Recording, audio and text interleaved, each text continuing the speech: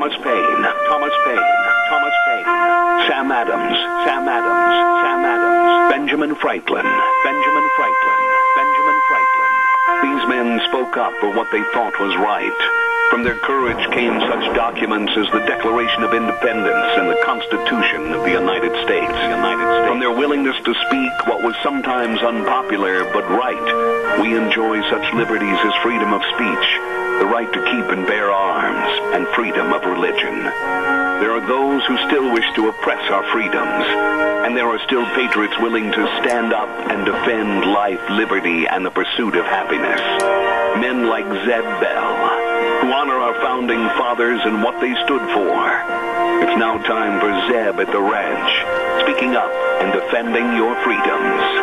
Brought to you by Magic Valley Les Schwab Tire Centers and all of the other great advertisers on the program.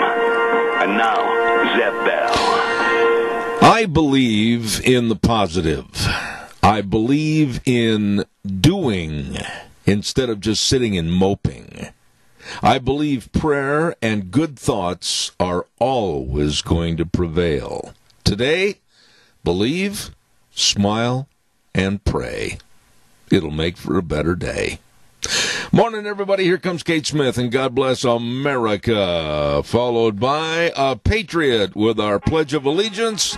Call in, call in. Love to hear you on a beautiful Tuesday. Good morning. And a good morning to ya. Oh, my goodness. Welcome to Zeb at the Ranch. I'm Zeb Bell with our major sponsor, your Magic Valley Les Schwab Tire Centers. All 7 locations are open and serving you with safe, clean environment and the best in tires and service. Your Magic Valley Les Schwab Tire Centers. Don't forget, too, Burley Physical Therapy and Rehabilitation at 1263 Bennett Avenue, Suite 2 in Burley, helping you get back to being you. And Greystone Crossing Senior Living. I choked. Senior Living at 1221 21st Street in Hayburn. That made my eyes water. Seniors living the good life with friends at Greystone Crossing. And right now, let's go to the phone line and have our Pledge of Allegiance. Good morning. I pledge allegiance to the flag of the United States of America and to the republic for which it stands, one nation, under God, indivisible, with liberty and justice for all. Randy, I always appreciate you calling in and doing that. Thank you, my friend. Appreciate that. Thanks. All right, buddy.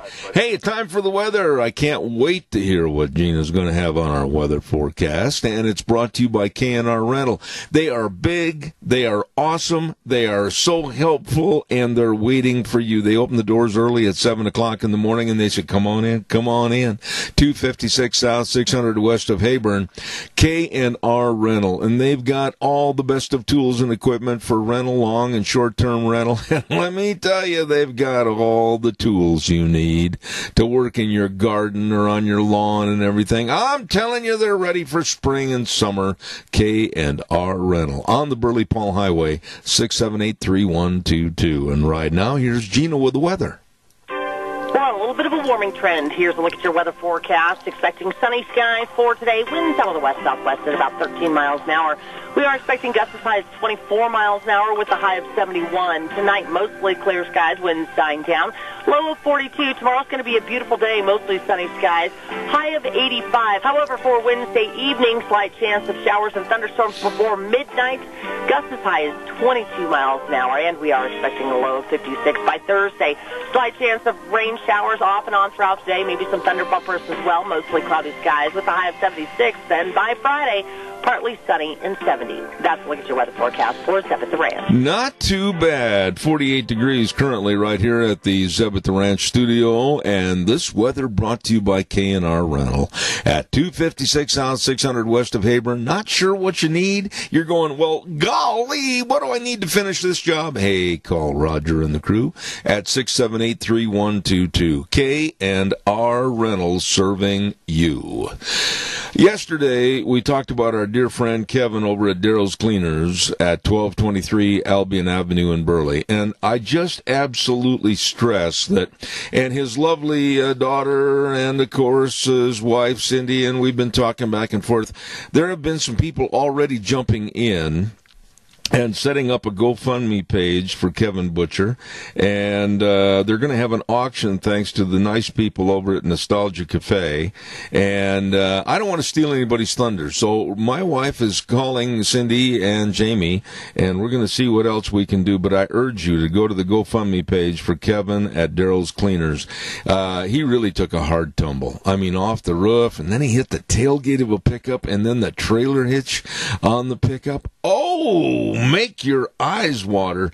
And we just want to say to him, and I know he's listening this morning, God bless you, man. Heal up fast, please, and let's give him a little help, okay? Calls welcome, 436-2244, 1-866-927-4587. Oh, by the way, and two, don't forget, Daryl's Cleaners, absolutely the best dry cleaners anywhere. I've been all over the world. They're the best at 1223 Albion Avenue in Burley. We've got a lot of things to cover this morning, but you know what? Everything has been so negative, and everything has been so pessimistic and everything with the coronavirus. Well, we're not going to do that. In a few minutes after I take this call, I'm going to give Jimmy flowers. God bless Jimmy.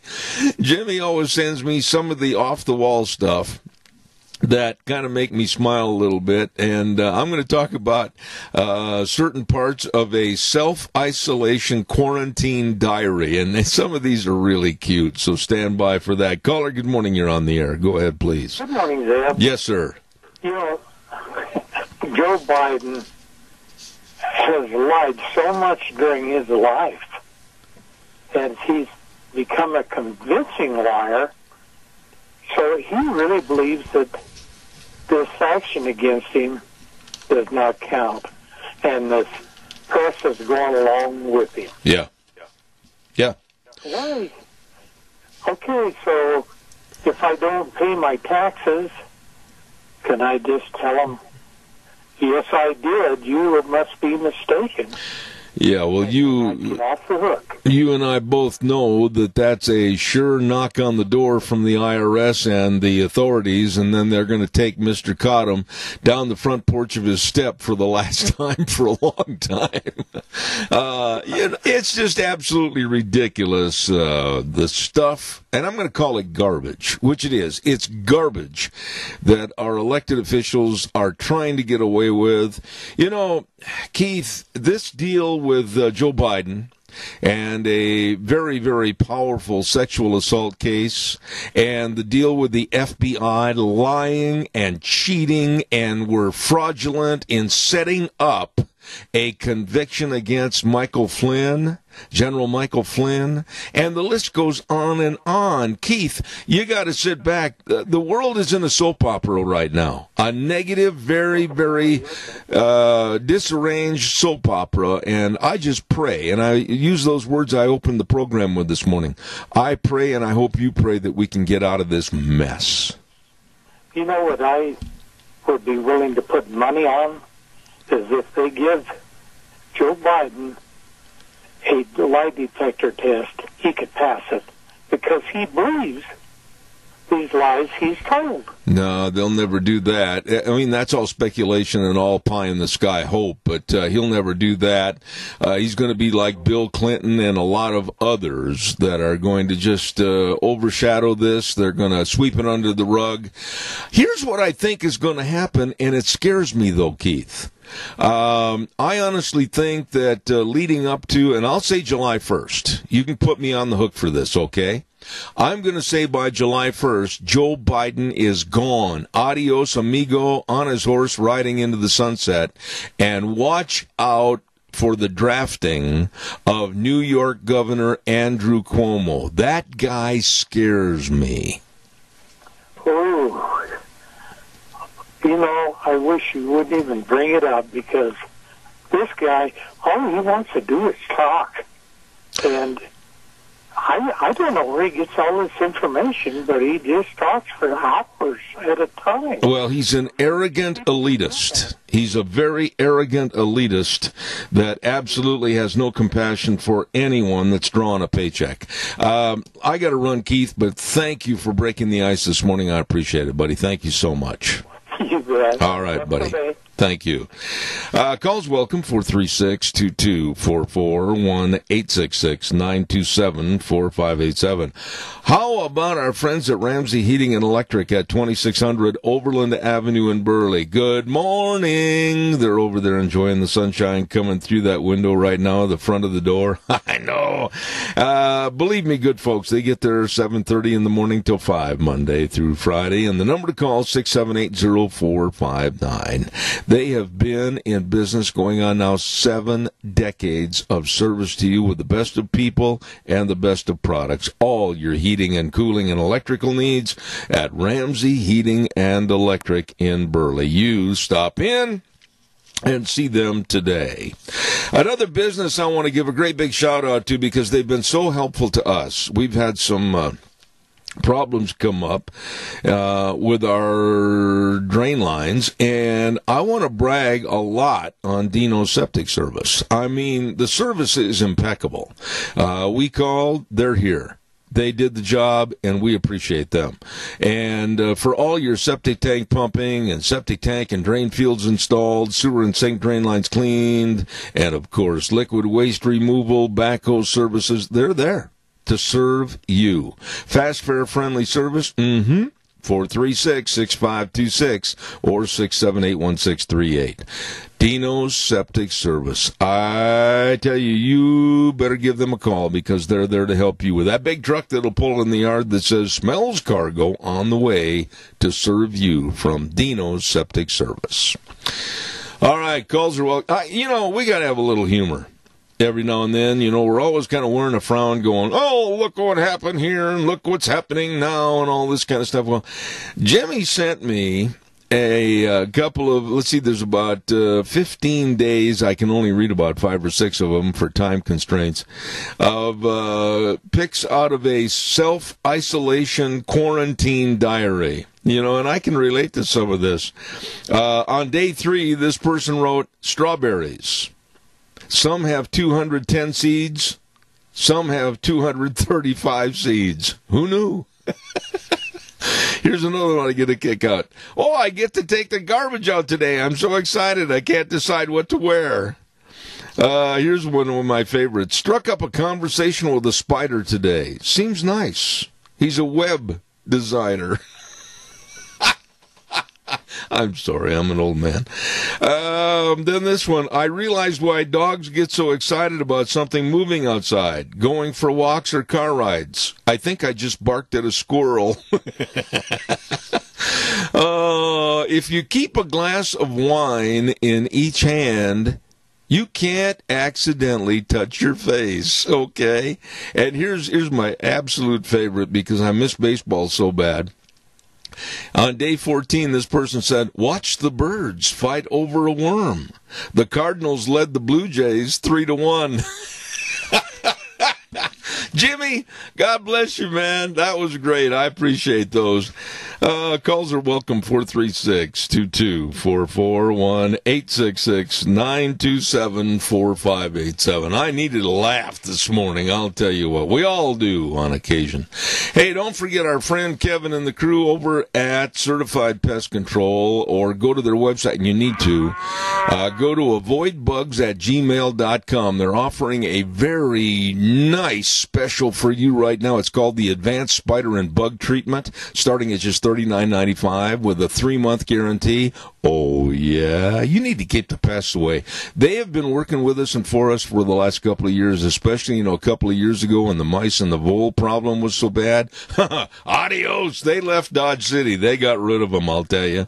I urge you to get a hold of them. Avoidbugs@gmail.com. Book your appointment today, and please tell them Zeb sent you. Avoidbugs@gmail.com for that spider and bug treatment. Very good. Certified Pest Control. Caller, good morning. You're on the air. Good morning, Zeb.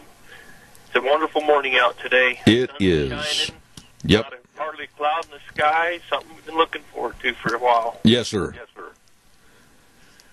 I agree with you. All this negativity in the news or about this whole coronavirus thing has kind of dragged some of us down into despair, which is something to worry about.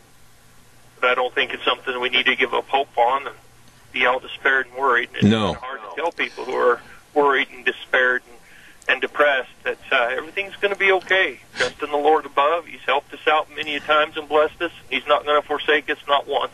You know something, Riley? I hope, and for those out there in the audience that are not believers, I feel sorry for you. I really do. But for those in the audience that are believers, like myself, I honestly think the power of prayer is going to come through and prevail for us.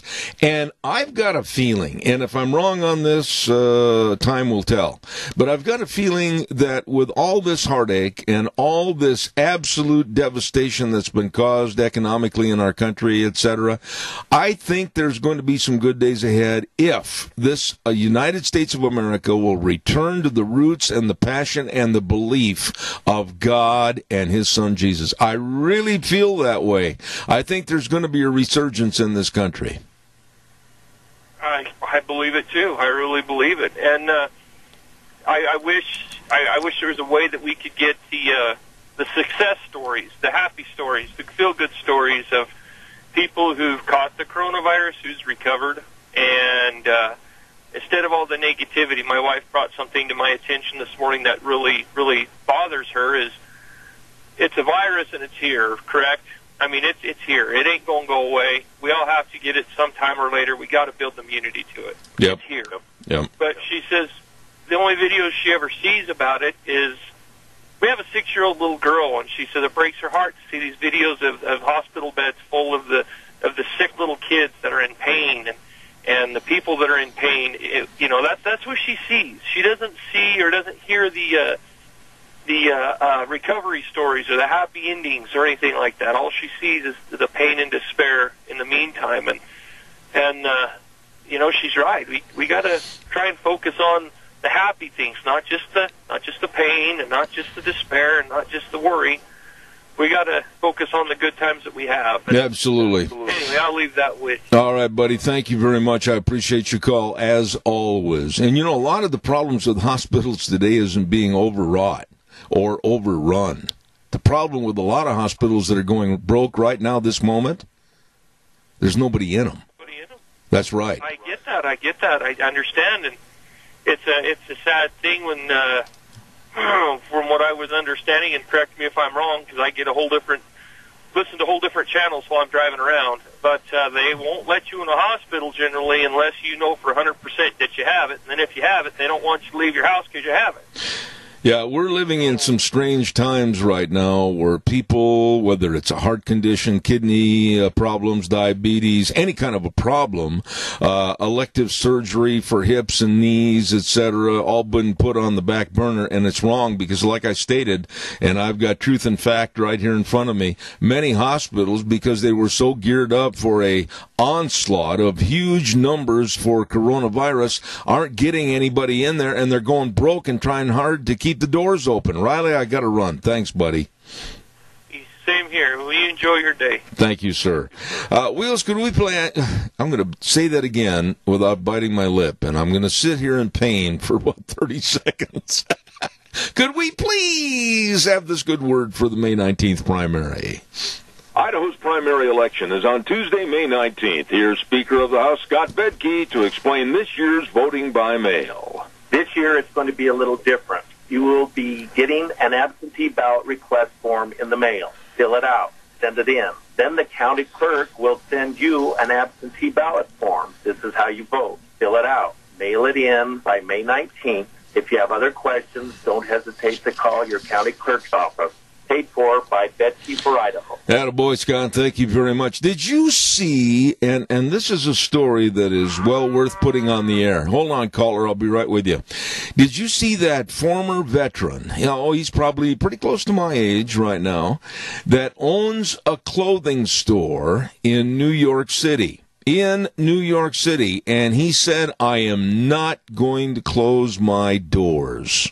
And he defied de Blasio, the mayor, and the edicts. He defied what everybody said, thou must close because you're not an essential business. He said, I am essential to my bills and my creditors and my customers, and I'm staying open. Well, the cops came, and after about 15 minutes, they talked to the man and thanked him for his service to his country, and he thanked them for service to New York, and they left. I think it's great. Oh, and by the way, he's still open. Caller, good morning. You're on the air. I am just amazed at what's happening in our country, and why do we just sit down and take this for granted that they can tell us that we can't do stuff. And while American people, they just have to be doing something. We love this country so much. And my husband's a farmer. He has to go to work. If he doesn't go to work, guess what? Yeah. Next fall, there's going to be some really sad things in this nation of ours. And I just don't understand that people don't have better knowledge about what makes this world go around. Somehow they're closing their heads. Well, I said this, and Wheels, by the way, if you change those dials, put them back where they were, all of a sudden something changed. I've said this many times on my program, Chris, that Idaho and the entirety of the United States need to get down on their knees and say their prayers and thank all the farmers, all the ranchers, all the dairymen, all the hog producers, all the poultry producers, all the crop raisers, all the farmers for their agricultural program and their diligence to feed America and the world. I think right now, more than we've probably ever seen in this country, we should be really thankful for the American farmer and rancher. Well, and the American farmer and rancher will go to work no matter what, because they don't get paid every week.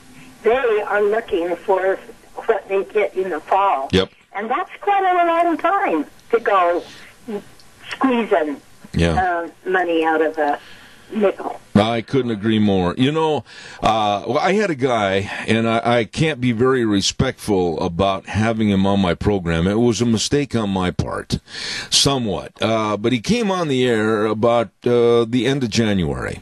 And towards the middle portion of our conversation, he started really being derogatory against American agriculture and the farmers and ranchers.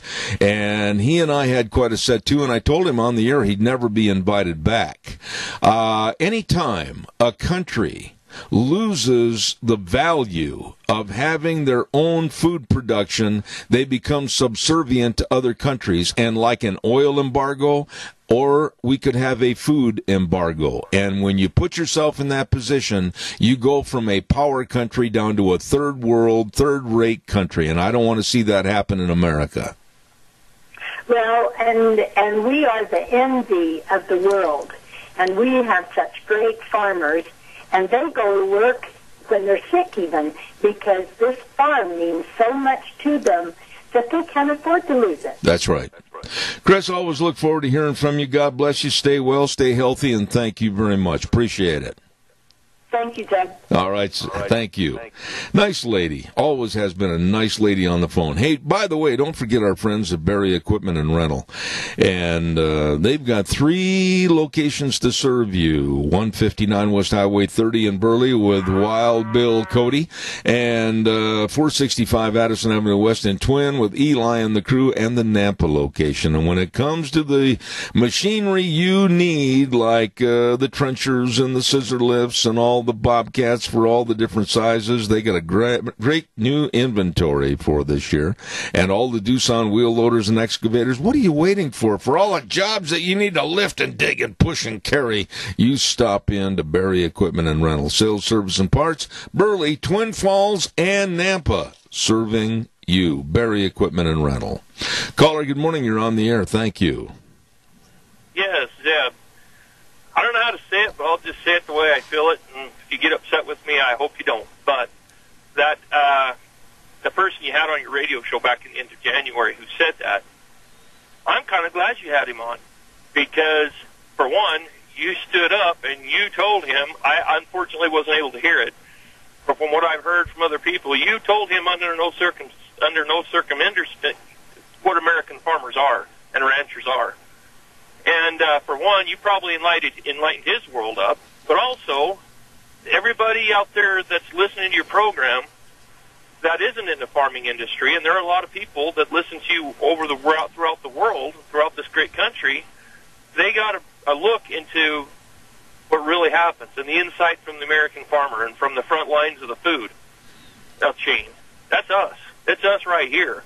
And so that guy coming on your program probably wasn't a very good day for him, but I bet you he learned the lesson, and a lot of other people did too. And I just had that thought, and I'd let you go. Well, I appreciate that. That's very nice of you to call back. Riley, you drive safe, my dear friend. Take care. Thank you very, very much. Why are we letting politicians, I want you to kind of muse this over a little bit. Think about this. Why are we letting politicians, the Nancy Pelosi's, the Chuck Schumers, the Mitch McConnells, the anybody, why are we letting politicians run medicine and science? Thou shalt not do this. We said thou shalt not do this. Who? Well, the politicians are saying that. I would much rather, and I got to be very honest with you, I'm kind of sick and tired of Fauci and Burke standing up there all the time. I'd rather see a multiplicity of different doctors and research people on television all the time talking about this virus, many of which, by the way, are saying the virus isn't as bad as we had thought, and many of which are saying now we've got to get back to work to save the economy and save hospitals. Honestly, they're coming out and saying that. But I am fed up with the fact that we have politicians, and some of these people are saying, well, we need to lock down for a year. Now, who's saying that? The Democratic Party. Who would benefit from that? Well, the Democratic Party. And all schools should be at home and nobody go to school. And they're coming out with all of these things that would be absolutely subversive to any success for the United States of America. We need to tell these politicians, and I mean this when I say this, we need to tell these politicians in no uncertain terms, you work for us. Caller, good morning. You're on the air. Good morning. This shutdown's got to stop, and the governor's slow rollout. From what I understand, churches will not be able to have their full congregations until July if this rollout goes. But the farmers and ranchers, I work in agriculture, and I'll tell you, they're hurting out there right now because of dumping the milk. There's no place to go with that. The onions up in western Idaho, the market has for butter and cheese.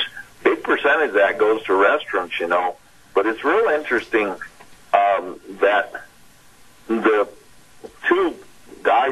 two doctors in California that said the real death rate is less than 0.1%, 0.03. And in California, they've only had 1,700 deaths, and most of those are elderly nursing home type situations and care centers. And Zeb, we've got to put the heat on our local politicians. The fact that the governor never even contacted the Speaker of the House or the President Pro Tem and said he was going to do this. He's just acting like a dad-burned dictator, and he just so set in his mind that he's got to do this. And we've got to get back to work. 334-2100 is the governor's office. Get hold of all of your local representatives in your area, your senators and representatives, and put the heat on the governor. We've got to open this thing up. All right. Now, let me in here. You said something earlier that really piqued my interest because I think it bears having a little conversation about, and that is limited availability of seating as a parishioner at a church. Who is going to stand outside and say, "Oh, I'm sorry, Mr. and Mrs. Smith, you can't worship today. Mr. and Mrs. Jones, we're sorry, we can't let you in today. We're over status numbers for the coronavirus." You know, when they open up those church doors, I'm going to tell you something. I'm going in to worship, and I'd hate to be the person that tries to stop me. I would be too. Zeb. I think they said, "Oh, he can allow 50 people, or something like that." And this whole thing, it's so interesting when you said about the Democrats, the control and so forth. There's no chance you're going to get a vaccine. We've got a vaccine for the flu, and still 2 years ago we had 61,000 died. Isn't it interesting? We haven't heard any statistics about how many people are dying of the flu. I have a feeling all of those statistics are being lumped into the virus and inflating those numbers. But, if you look, this hydroxychloroquine is apparently being very successful, and the mainstream media is just totally ignoring that. Yeah. And yes, it might have some side effects, but it's been around for decades. So I mean, they pretty well know what it does, what its limitations are. It's been used for other things, but it seems to be working. So why is the mainstream media not bringing that out to the public so they can make a choice?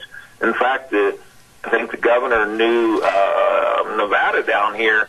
The doctors are suing so that they can use hydroxychloroquine because the governor, Democrat governor, of course, said they couldn't do that.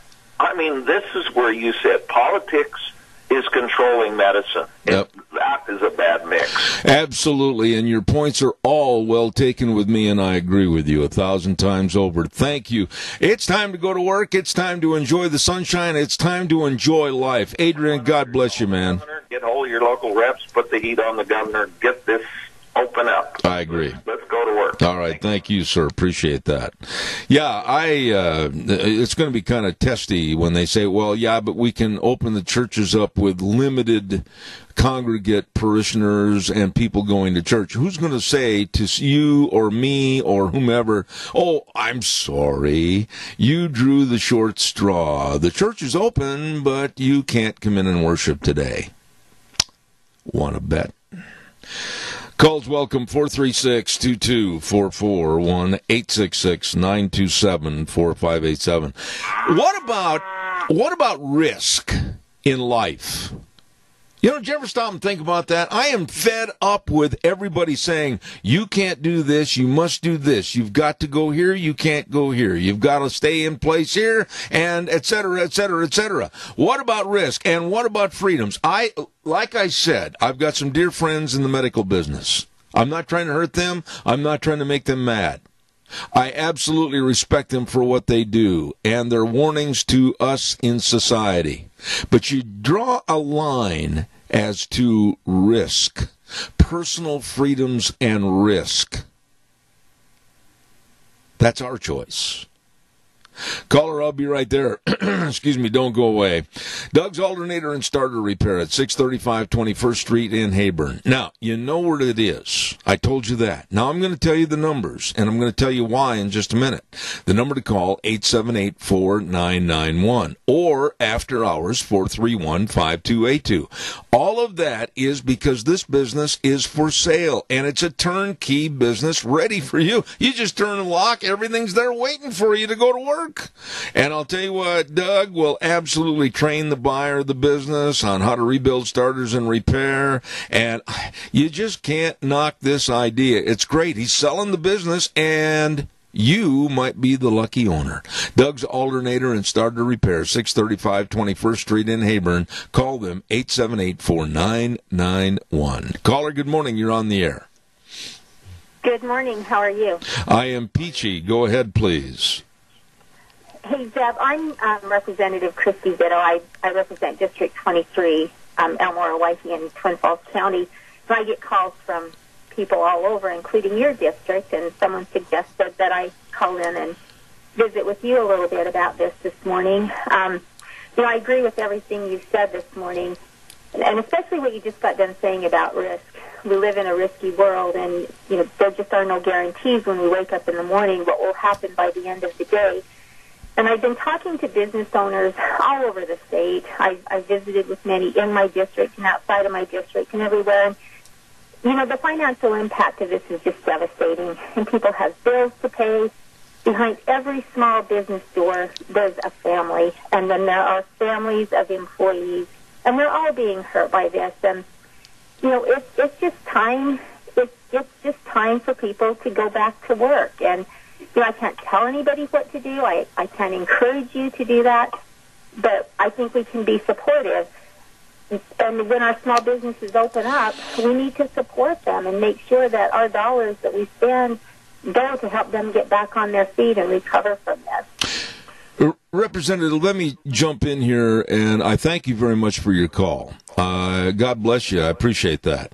But I've said for a long time on this program that what's going to be more devastating, the risk of maybe getting the coronavirus or the absolute of losing your business, possibly losing your marriage, losing your family, or suicidal tendencies, maybe losing your life. We've got to weigh out this thing because of the depressive state that we're in.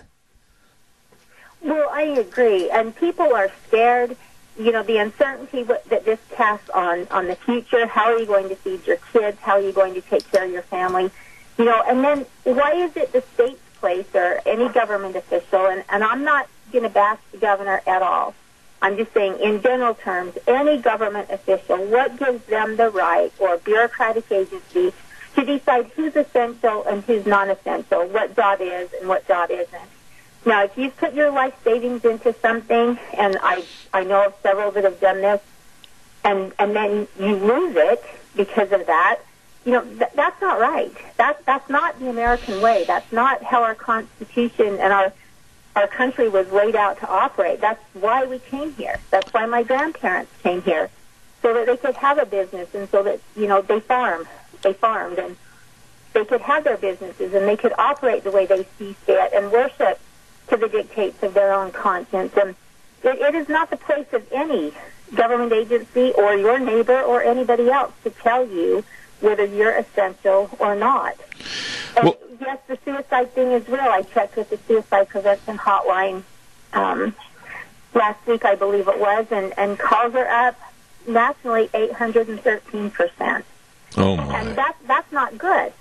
And then we see the state telling us this job's essential and this job's not. Our bar owners can't open up, but liquor store sales still continue, and lottery ticket sales. And we had someone call Planned Parenthood the other day, and you can still get an abortion in Boise from Planned Parenthood, and they said Thursdays were their best days. So it makes absolutely no sense, the way this is being done. We can't play out in the park on the play toys, but we can go into Walmart and touch all kinds of plastic that come right from China. Christy, I said this to the governor when he was on my when the governor was on my program, Christy, of 2 weeks ago.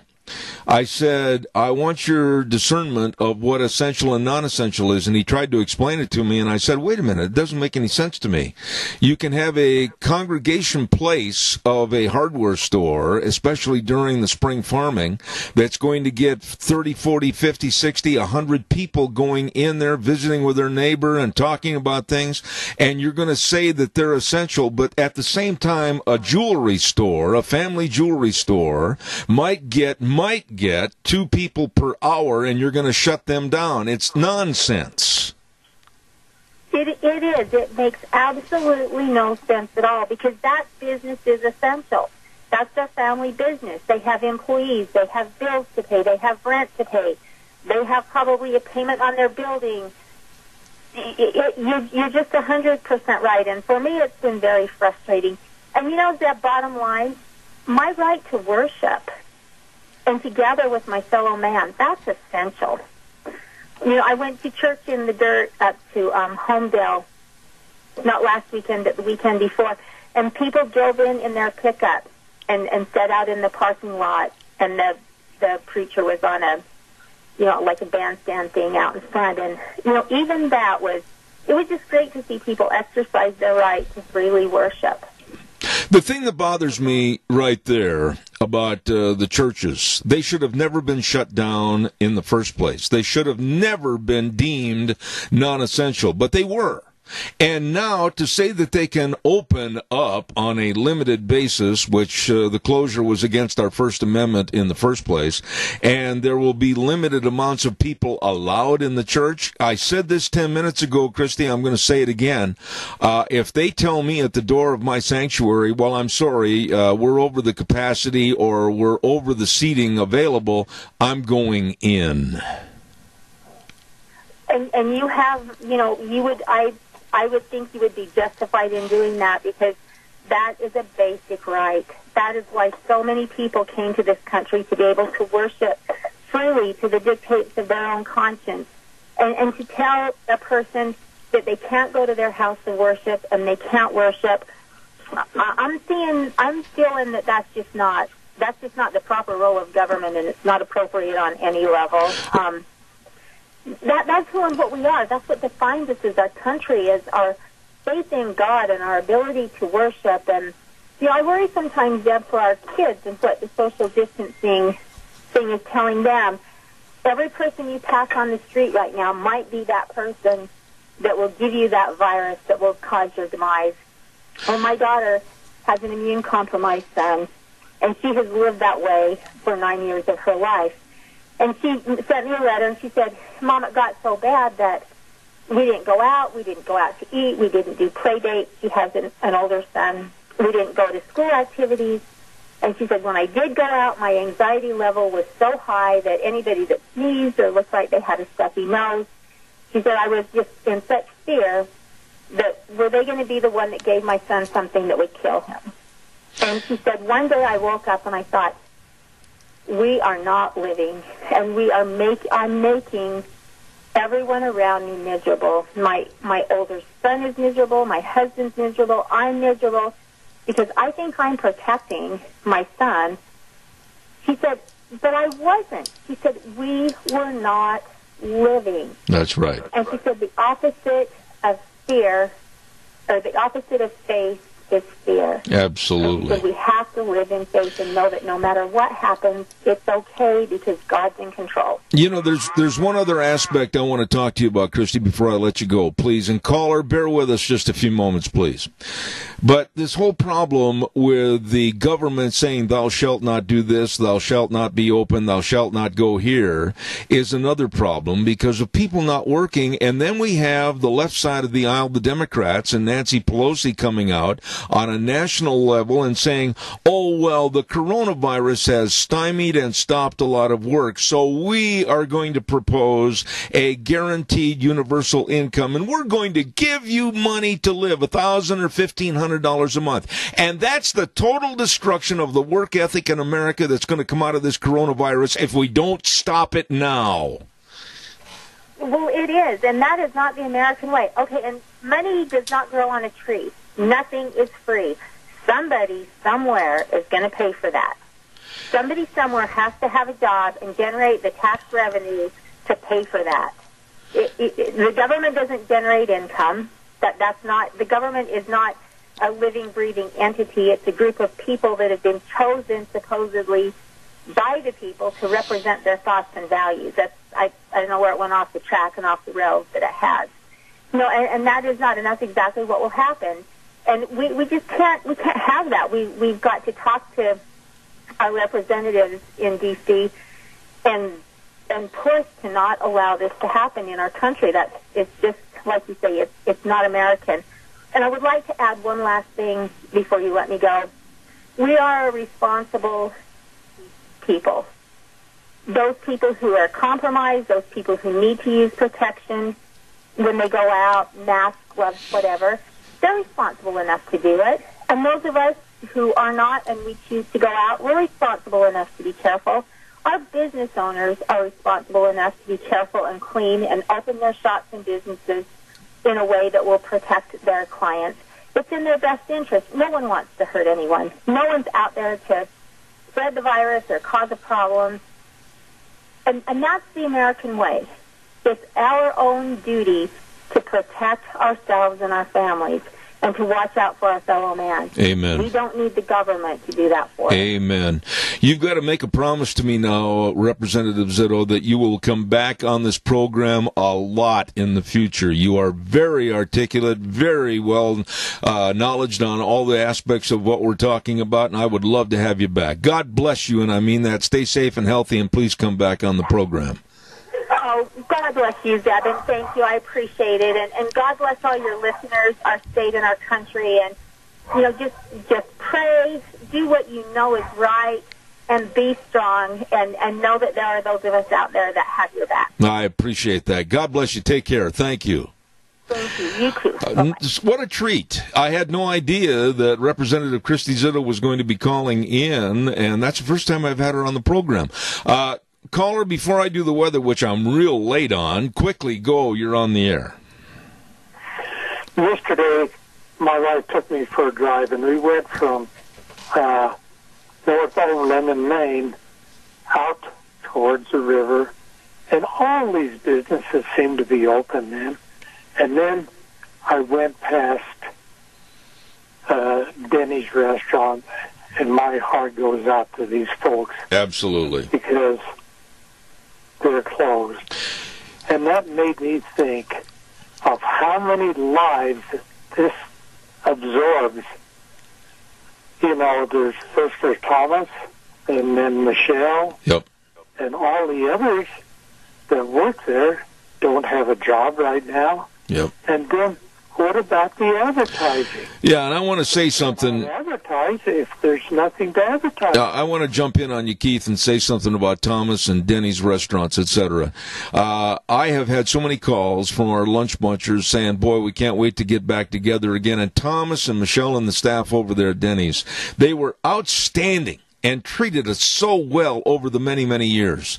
And to have what's happened to them, I pray, and I mean this, that they will be able to come back and flourish, and everything will be hopefully on the same level. But God bless Thomas and Denny's restaurants, and I hope he's listening this morning, because I mean that. We need to get back to Lunch Bunch and everything else. Keith, I'm running late. You can see by your watch. I am for doing what is supposed to be right, but he isn't. Well, I appreciate your call. I got to get the weather in. I'm almost out of time. Thank you, buddy. Okay, bye-bye. Time for the weather. Actually, Zeb, it's way past time. We got to hurry. Weather forecast brought to you by Mount Harrison Audiology and Hearing Aids. Don't forget, hearing is very essential for communication. Absolutely. To understand important messages, feel connected to your family and other people, and convey how we feel. Boy, when you lose your hearing, you've lost a lot. And I urge you to get a hold of the people that can help you with your hearing needs. And that's Mount Harrison Audiology and Hearing Aids. And where are they located? Right behind the Minidoka Hospital, across from the emergency room. And I'm going to give you the number to call for an appointment for a hearing screening. 312-0957. That number again, 312-0957. The best, Mount Harrison Audiology and Hearing Aids.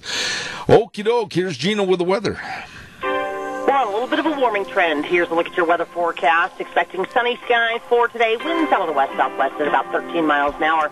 We are expecting gusts as high as 24 miles an hour with a high of 71. Tonight, mostly clear skies, winds dying down. Low of 42. Tomorrow's going to be a beautiful day, mostly sunny skies. High of 85. However, for Wednesday evening, slight chance of showers and thunderstorms before midnight. Gusts as high as 22 miles an hour, and we are expecting a low of 56 by Thursday. Slight chance of rain showers off and on throughout today, maybe some thunder bumpers as well, mostly cloudy skies with a high of 76. Then by Friday, partly sunny and 70. That's a look at your weather forecast for 7th Rain. Oh, not bad. A really nice forecast, and get outside and enjoy the great world God gave us. Don't forget Mount Harrison Audiology and Hearing Aids, and believe me, they are the first-line healthcare providers for your hearing, so please get a hold of them today. 312-0957. Mount Harrison Audiology and Hearing Aids. I thank everybody for their calls and input in what we call our open forum, the first hour of our program in the morning. Next hour, and I've only got 30 seconds, caller. You got to be brief. Make it fast. Go. You're on the air. Well, I just wanted Christy, she is a great woman, and she's a patriot. There's a whole bunch of them across the state that are just like her, and we need to remember them. I don't know that. I just wonder what Brad Little, where he's gaining, and who he's listening to. I don't know.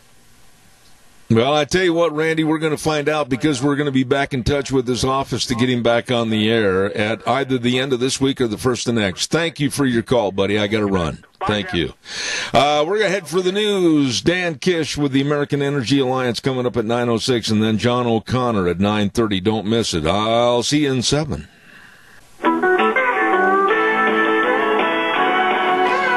Wow.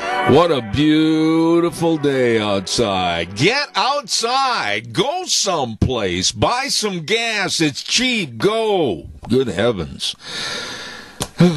I'm going to get in trouble, but who cares? Morning, Zeb at the Ranch. I'm Zeb Bell, and with our major sponsors, your Magic Valley Les Schwab Tire Centers, all 7 locations serving you, safe, clean environment, all the best in tires and services for your car. Stop in and see your Magic Valley Les Schwab Tire Centers today. Along with our friends at Burley Physical Therapy and Rehabilitation at 1263 Bennett Avenue, Suite 2 in Burley, helping you get back to being you. And Greystone Crossing Senior Living at 1221 21st Street in Hayburn. Seniors living the good life with friends.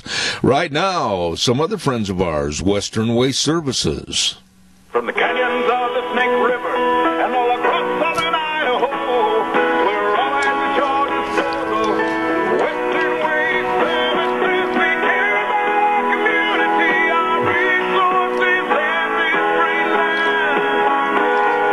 Western Waste Services is lending a hand, always at your disposal. Western Waste Services, always at your disposal. And believe me, if you're not on the route service, you better get on the route service. And it's simple. They'll come by once a week, pick up your garbage. You can stand on your porch and wave goodbye. It's gone. It's out of there. Thanks to our friends at Western Waste Services, 734-6969. Yep, it's true. Always at your disposal. Wheels, old buddy, old pal, could we have the good word for the May 19th primary? Idaho's primary election is on Tuesday, May 19th. Here's Senator Kelly Anthon to explain this year's voting by mail. The outcome of every election we have is determined by who shows up to vote. This year, Idaho's primary election is a mail-in only election. It's not ideal, and it's not the way we'd like to do it. But your vote does make a difference for all of us in Idaho. So please, first request a ballot, then mail it in, and make your voice heard. This message is paid for by the Anthem for Idaho Senate campaign. Thank you, Senator Anthon. And right now, don't forget, too, our friends at Burley Physical Therapy and Rehabilitation. You can't afford to let yourself go. If you're aching and paining and recuperating from a surgery or an accident, no, you have to take care of this, and I urge you to work with the best. And that's, of course, Nick Greenwell and all the best of physical therapists at Burley Physical Therapy and Rehabilitation at 1263 Bennett Avenue, Suite 2 in Burley. And the number to call, please write this down, give them a call. They'll work with you either at the location or they'll make arrangements to come to your home to help you get back to being you. Burley Physical Therapy and Rehabilitation, 678-1191. You get a hold of them today. There is a gentleman on my program every Tuesday, and we've been friends for many, many years on this program, and I hope it continues that way. And he knows energy. He's with the American Energy Alliance, and I want to say good morning to a dear, dear friend, Dan Kish. Good morning, Dan. Good morning, Zeb. You know, I thought that I would never in my lifetime say what I'm going to say And please, I know my audience is going to back up in shock. Some people might run in the barrel pit if they're driving. Hold on to the wheel with both hands, ladies and gentlemen. But kudos to filmmaker, fat man, Michael Moore. I never thought I'd say that. Me either, Zeb. I tell you, you're talking about his new movie that has everybody just scratching their heads and the green left going crazy, and it's amazing. It's called Planet of the Humans, and you can actually watch it free on YouTube if you just put, Planet of the Humans in there. And I mean, it's an awful film in a lot of ways because it basically is against humanity, but and too many people on Earth and the same old stuff we've heard for decades.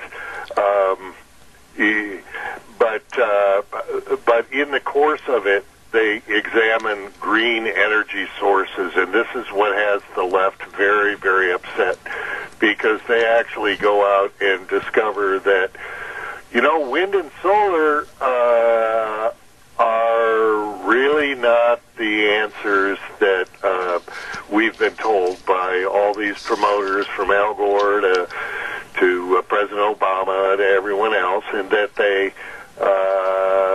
have huge amounts of failures. So it's a real eye opener, and the best part is they say that sports aren't open in the U.S., but you can watch these lefties fight among themselves over this movie and what it shows us. I was reading, and thank goodness for you, Dan Kish, because you sent me the information about this movie prior to going on the air this morning, and I highlighted as much as I could in a rapid form. And I want you to talk about, even Michael Moore is realizing about the windmills and the solar farms. Quote from a sentence in this study: doing enormous damage of their own to the environment. Pick up on that, Dan. Well, yeah. I mean, the film goes into, and they're actually people have clipped the film now to where it's down to like 10 minutes of the parts of the green energy part. But in essence, what they did is they went out to these areas and they show that a huge field of solar panels in Michigan provides enough to supply 6 houses and covers all the ground to do so.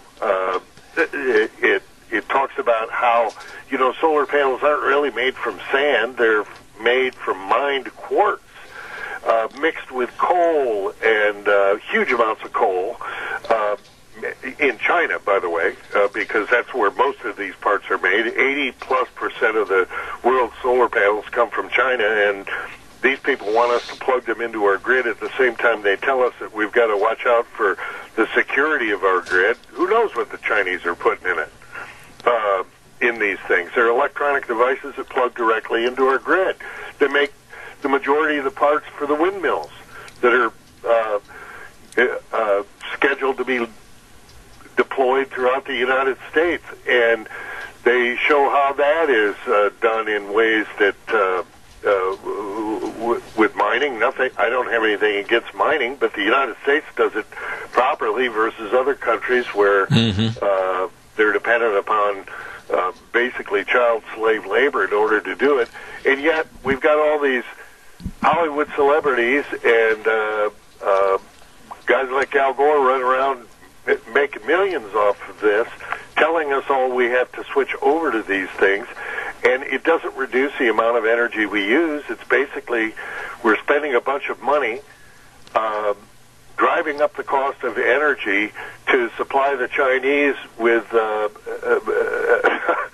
cash so that they can make solar panels and sell them back to us that last 10 years. as I was reading this thing, this 6-page dissertation about this film, there was also some humor, and when I say the word humor, I'm using it as a kind of a derogatory statement against the left and their stupidity, because Mr. Moore even admitted in this article, well, I didn't know what was in the solar panels. I didn't know what went into the making of them. I didn't know where electricity came from for my electric car. Oh, gee, he had an epiphany, and now he's kind of worried about it. Well, yeah, and that's what happens when you begin to peel this back. I mean, to listen to the people who are making a lot of money off this, this stuff's just great. It grows out in the back 40, I guess. You just go out and pick flowers, and that makes energy. It's not like that at all. These are some of the most advanced mining and chemical engineering things that we do, and it doesn't make a nudge on the amount of electricity we've got. But for some reason, they're all lining up. The utility companies and all the rest. As it turns out, it's because there's a lot of money in it, and we're going to have to end up, and the money comes from us ultimately. We're going to have to pay for this stuff, and that's what's amazing about it. Is for the first time, somebody who's a guardian on the left of all their policies, from Cuban medical, banning guns and extolling the virtues of Cuban medical practices and everything else. All of a sudden, he takes a look behind the curtain on green energy and says, wow, this isn't green at all. Yeah, and this is what is amazing to me, and you and I have talked about this many, many times before. In my mind's eye, I can picture a huge wagon, and in the front of the wagon there is a band playing, so it would be a band wagon. And all these lefty nuts want to jump on the bandwagon to be seen as they go down the street in a nutso parade of green energy. And then all of a sudden they find out where they need to plug in their electric car after they've destroyed the grid. The car isn't going anywhere, and neither are they. Then it's too late. They finally woke up and saw that green energy is a farce.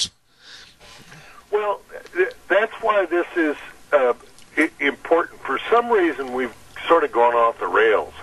A lot of states have done it, and they've actually provided, I think, you know what I think it is, that, I mean, I hate to say it, but I'm not against people making money, but I'm against people using the government to force us to buy their products. Yes. So that they can make money that makes our lives poorer. And that's what's happening here. And I think Michael Moore pulls that curtain back and says, yeah, I thought this was green. I thought it was going to save the earth. I thought that these things lasted forever. They only last 10 years. I thought that this was green, and it's not. But there's a lot of people making green off it, from Al Gore to these other environmental heads, and they continue to spout this stuff. But it's all bunk. It's all bunk. All the more reason. They're getting rich, and we're going to be stuck with the bill unless our politicians wake up and change direction on some of these things and tell these folks, we're not going to sit by while you pick the pockets of our constituents and send the bill to them so that you can live high off the hog. All the more reason, and you and I have talked about this in the past too, that I call our own Idaho Power a group of cowards. And they are cowards. They will not come on my program. They will not answer questions about the switch over to green energy. They will not answer questions the public wants to ask on my program. They will not have the nerve to come out from under their desk and answer questions about the transition to green energy, of which there are many. What does that tell you about Idaho Power if they're afraid, as cowards, to answer questions? Well, they're not alone. I mean, there's a lot of these utilities across the country have just said, well, you know, if the press is going to report these things the way they have, we might as well make some money off it. And that's what's going on. So you've got these that's what happens. Eventually you say, you can't fight City Hall. And so we're going to jump on the bandwagon, as you correctly pointed out, and we're going to figure out a way to make more money out of this, even though we think it's probably stupid. Our engineers and our people who tell us about our system say it doesn't make energy sense, but our people with the green eye shades and the pencils sitting there jotting down the numbers say, hey, if they're willing to, if we can jack up utility rates on people to pay for all this stuff and get huge tax handouts from Washington, D.C., subsidies, then we're going to do it because it makes sense for our bottom line. So, we're no longer in the business of making electricity. We're in the business of making money. What was really funny about this, I did some other research into other articles about this film by Michael Moore and a lefty group called The Guardian. They said basically in a story that this film, The Planet of the Humans, should be taken down. Why, we can't have that seen by the public. There you go. There you go. It's the censorship of the truth in this country that the left can't stand.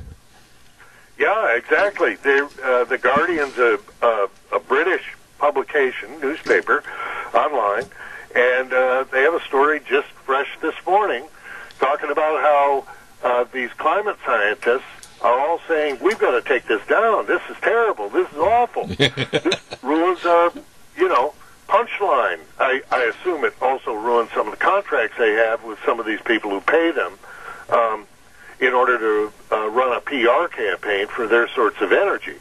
Because what Michael Moore says in his movie, correctly, is that this stuff doesn't nudge the carbon dioxide emissions at all. I mean, in many cases, they're closing a perfectly good coal plant and replacing it with a natural gas plant that produces 3 times the power. That all of these things have to be backed up, and that simply means we're going to build more. That all of these things are fake. Yeah. And your comment right there hits my next sentence that I wanted to elaborate on. There was a quote in this article about this movie that said, quote, you would have been better off burning the fossil fuels in the first place instead of playing pretend. Yes. Yeah, I mean, that's what this film admits, which is why they're very, very upset. I mean, people have tried to, there was a fellow who's also a filmmaker like Moore, by the name of Josh Fox, who did a movie that was on HBO called Gasland that was thoroughly faked about people pumping water up in natural gas, catching fire and out of the water from their wells and that sort of thing, which was a natural phenomenon. It had nothing to do with fracking or anything. And he's been leading a campaign to tear this thing down. Now, it sort of makes you wonder what his interest is, right? I mean,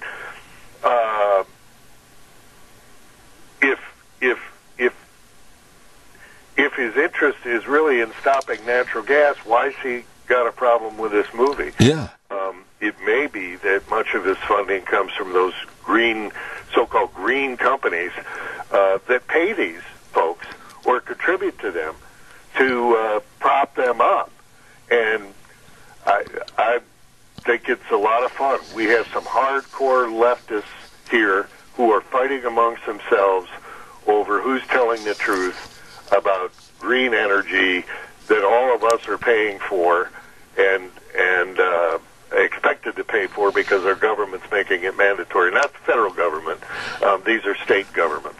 I would absolutely pay $100 for a ticket to sit in a football stadium and watch all these lefties down on the field running around in circles, setting their hair on fire with barbecue lighter fluid in absolute search of trying to stop this film. Wouldn't that be worth a $100 ticket? Yeah, I think it would be, Zeb. I think it would be because we don't often see this. This is a rarity. The fight is out in public now. Usually they hold these behind closed doors and then figure out what they're all going to say in unison. And now we've got a full-blown fight on our hands with people actually saying, we need to take down the Michael Moore film. It's not fair that people can watch that for free on YouTube. It's crazy. It is crazy. What I'm looking forward to, and I want you to elaborate on this a little bit, whether it's the coronavirus and I'm going to come right out and say it, the idiocy of the closures of the United States and the downfall of our economy, and it's got to be rejuvenated now. But maybe, Dan, there might also be a rejuvenation of common sense in this country. Well, Zeb, that may be one of the offshoots of this. I hope you're right. I mean, I always worry about it because they're pushing for these policies to be extended. But the fact of the matter is, listen, we got to get back to work in this country. States are already doing it, beginning to open up. We need the energy that's real to propel this country forward, to begin to bring some of these factories back home from China. We're going to need that energy, and we're going to need it yesterday, frankly. And relying on Chinese solar panels that plug into our grid that we subsidize with taxpayer dollars is not the way forward if you really want to get some work done. Absolutely. We've got a caller with a quick question. I've got 2 minutes left. Caller, go. You're on the air.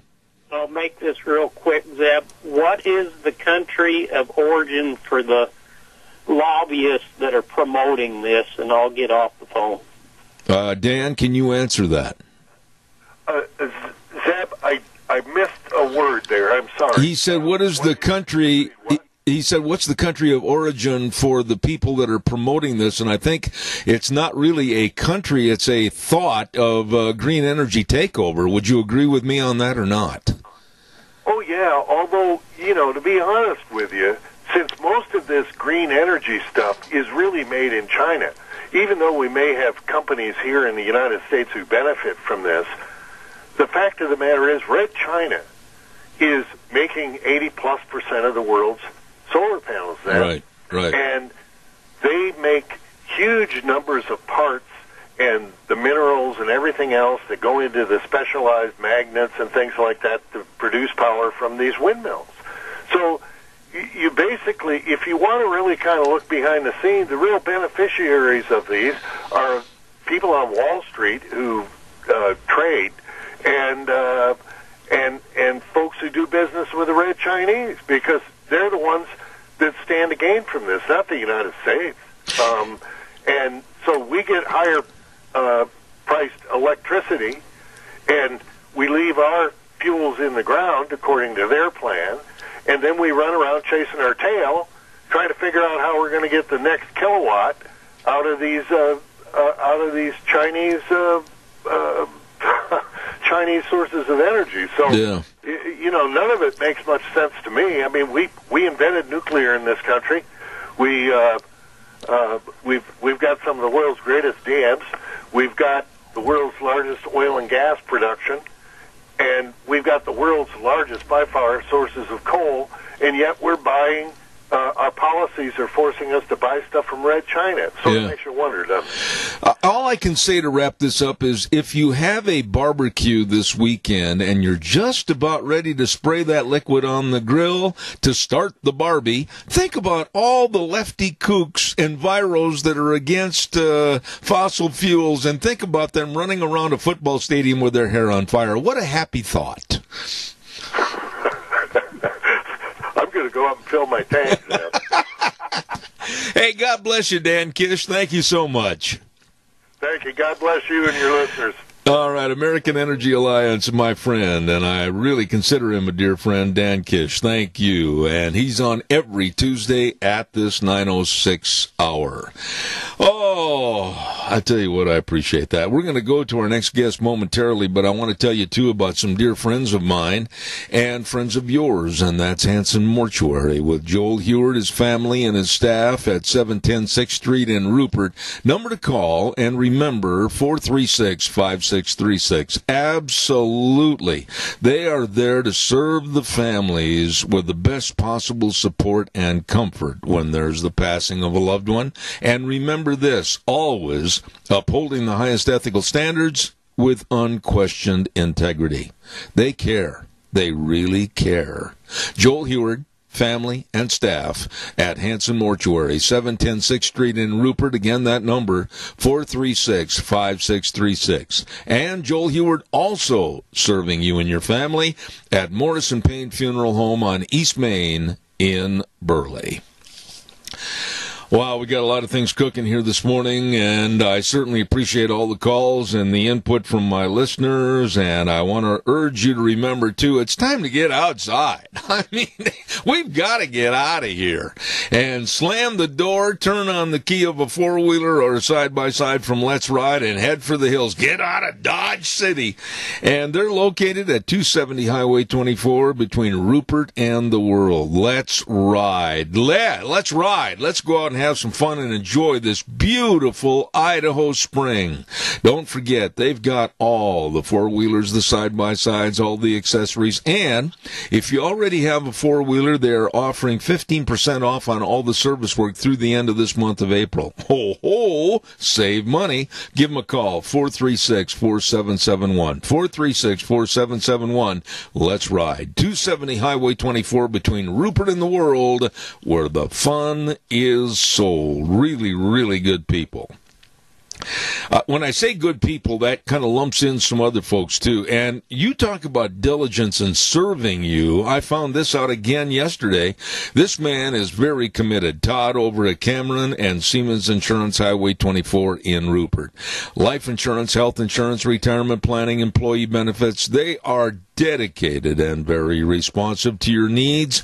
And believe me, all you have to do to make an appointment, to make sure that you're covered, make sure everything's going well, call them, 436-4424.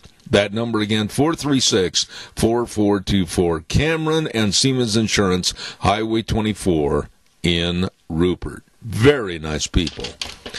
Well, as I just tipped over my little stand with all my papers on it, we're going to say a good morning right now to John O'Connor. And he's got a book called Postgate, How the Washington Post Betrayed Deep Throat, Covered Up Watergate, and Began Today's Partisan Advocacy Journalism. Hello, John O'Connor. How are you? How you doing this fine morning? Well, it is a beautiful day in the neighborhood, and I'm trying to remember where your area code is. Where are you sitting right now? I'm in Marin County, California, north of San Francisco, and I could probably drive a golf ball to, if I hit a golf ball well, which I cannot, but if I could hit one well, I could hit one to Gavin Newsom's house here. So I don't know if you want me to try to hit one or not. Well, I would suggest that if it's drivable, if you're good at the woods, that's fine. If a 9-iron would suffice, go ahead and try it. Yeah. Actually, I know the guy a little bit personally, and I like him. He's a decent guy.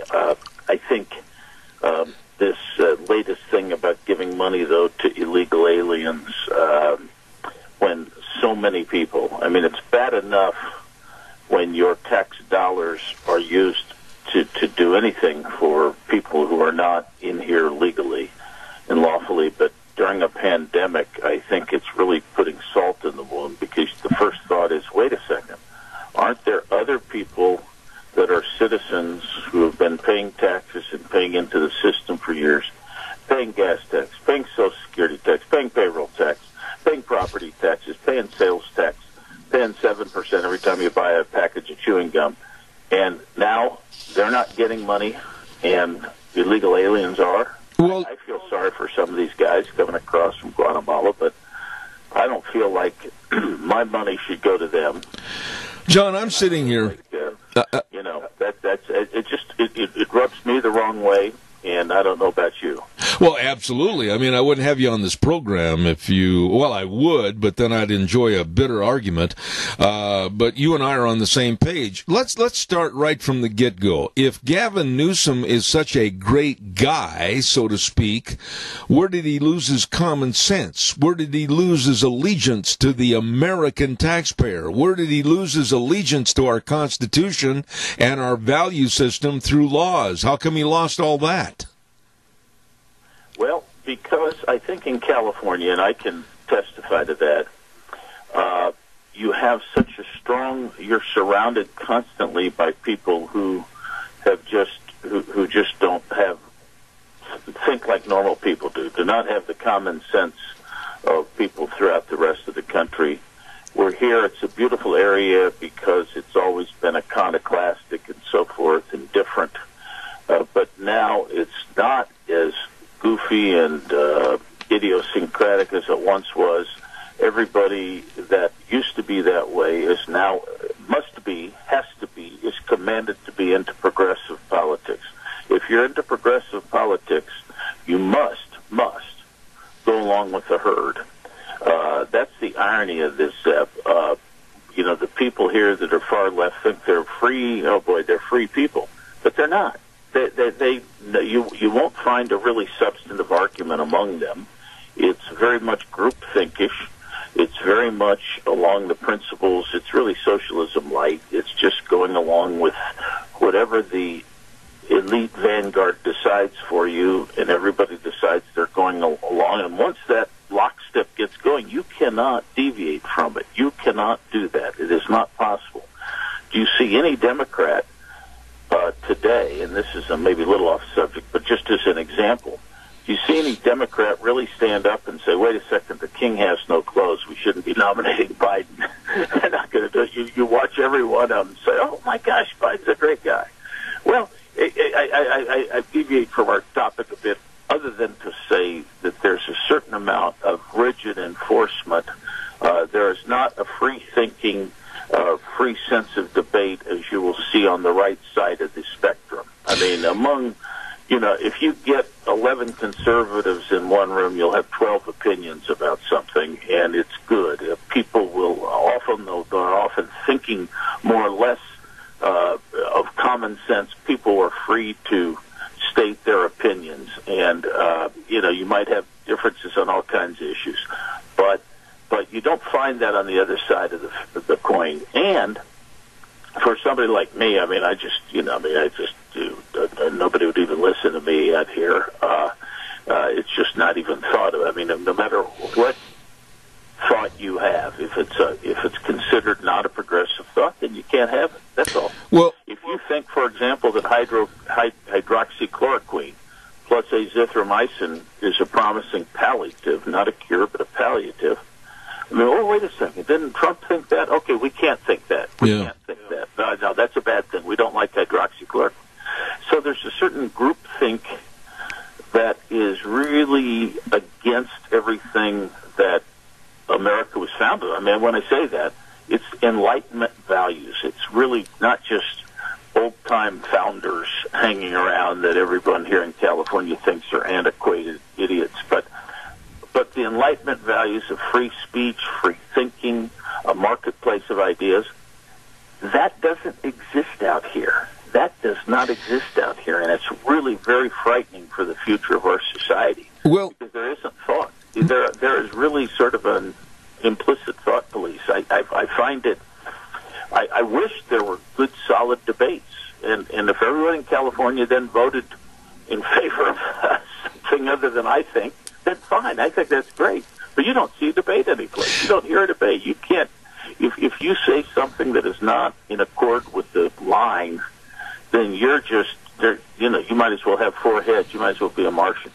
I've got to jump in, John. It's broader than just this giving money to illegal aliens. It's a whole mindset. Absolutely. I've got to jump in here, though, in defense of some of California, and I think you're going to concur and agree with me. We're talking about Sacramento, San Francisco, L.A., etc., the major metropolises, and the denigration of kind of the lemming effect. Everybody's going to fall in lockstep and walk over a cliff. But when you get into the hinterland of California, and I know this to be a fact because I've announced a lot of rodeos down in California, Red Bluff, Bakersfield, Clovis, California, when you get to where people work for a living and they understand what's going on in real life, real time, the people of California in those areas are absolutely upset because their voice is not being heard. Well, bingo. I mean, that's really what I'm really saying. Yes. Oh, yeah. Yeah. I mean, if you get in Devin Nunes territory, yeah, people are thinking straight. They've got their heads on straight. They actually got to go out and work for a living, take care of their ranches, work for a living, do whatever it is, an electrician, whatever you got to do to make society work. They do it. They're hardworking. They're great people. No, I travel around the state. I'm a trial lawyer, and I'll try the cases all over the place. And so there's a big difference between, a jury in Modesto and a jury in San Francisco. Let's put it that way. So that's. But you got that right. But those are almost like other states. We have a very big state here, but we're controlled by the Bay Area, by the L.A. area, to a lesser extent by the Sacramento area. I still kind of like Sacramento. But what about the legislature down there, John? I mean, come on, there's got to be some calmer heads and more common sense heads down there that are going to say, wait a minute, no, Governor Newsom, we're not going to provide millions upon millions to illegal aliens. We have American citizens and, American businesses right here in our state that are floundering in a sea of debt. Let's make sure that we make sure they're going to be okay first. There's got to be some sense of common sense. Well, there is a sense, but it's probably roughly 30%, maybe 35% of the population. Then you're going to find another 25% that probably it hits them wrong. I think probably there's a majority that if they really truthfully told what they thought, there'd be a great majority against giving money to illegal aliens. That's the funny thing about it. I mean, you've got this hard progressive left that is in control of the thought process and the thinking, and so you find I can't tell you how many people I know that say, "Well, I'm a moderate Democrat," and when you really get to what they think, when they're in heart of hearts, they're against all this stuff, as you and I are. But then, they're led a different way. And I don't know how you break that logjam, because I don't think most people are that stupid. But yet they go along with it. People go along, at least in the big urban areas. In the big urban areas, you can't look. I work in San Francisco, at least when I'm not sheltered, and it's about 90% Democratic registration. Wow. In Marin County, where I live, it's more like 70-80%. It's about 5% Republican in San Francisco and about 15% maybe in Marin. So you run into different political views, and people on the left tend to just follow the leader, is what I'm saying. But yes, you are correct. Even among those Democrats, there are a lot of so-called moderates who just follow along. I mean, I used to be one of them. When I first came out here, I thought of myself, my dad was a Democrat, sort of a common sense guy from Indiana, was probably to the right of his partner, who was a big Nixon administration guy, Bill Ruckelshaus, was probably to the right of Bill Ruckelshaus, who was a Republican, founded the EPA.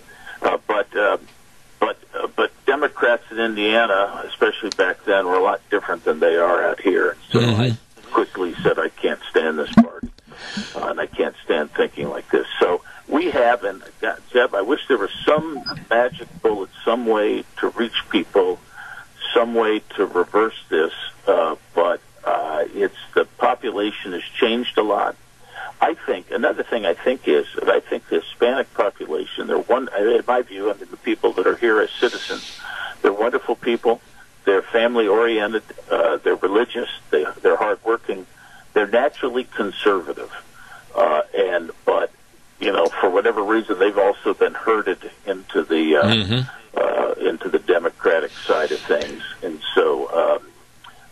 don't know.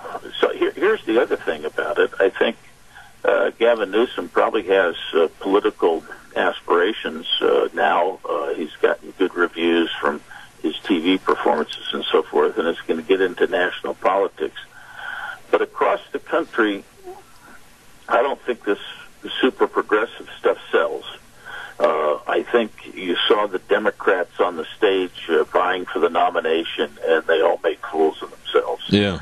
One after another, pandering to this very small base of people who yell the loudest. But that's the way our politics are going to be for some time. And there are so many interest groups on the left that are yelling for those same things that it is very hard, I think. You can talk about Joe Biden being a, quote, moderate, unquote. Well, of course, I think the poor guy's past his prime. But he's just if he ever got elected, he'd be pushed around so badly it would be it wouldn't be it'd be sad. John, let me ask you, I've only got a couple of minutes left, and I absolutely relish the opportunity to ask you about one other aspect of California. And with the coronavirus and the scare of the pandemic, we've heard this now for weeks and weeks. But what about a problem that exists down there in California in your bigger cities, San Francisco, Sacramento, L.A., and it's exacerbated on the news, and we know about it, and that's the homeless problem. How is that being addressed, or is it being addressed? Well, it's constantly being addressed in some way, but is any solution found? No. And that's because I think in general, I think no one will admit to a tough love type of approach.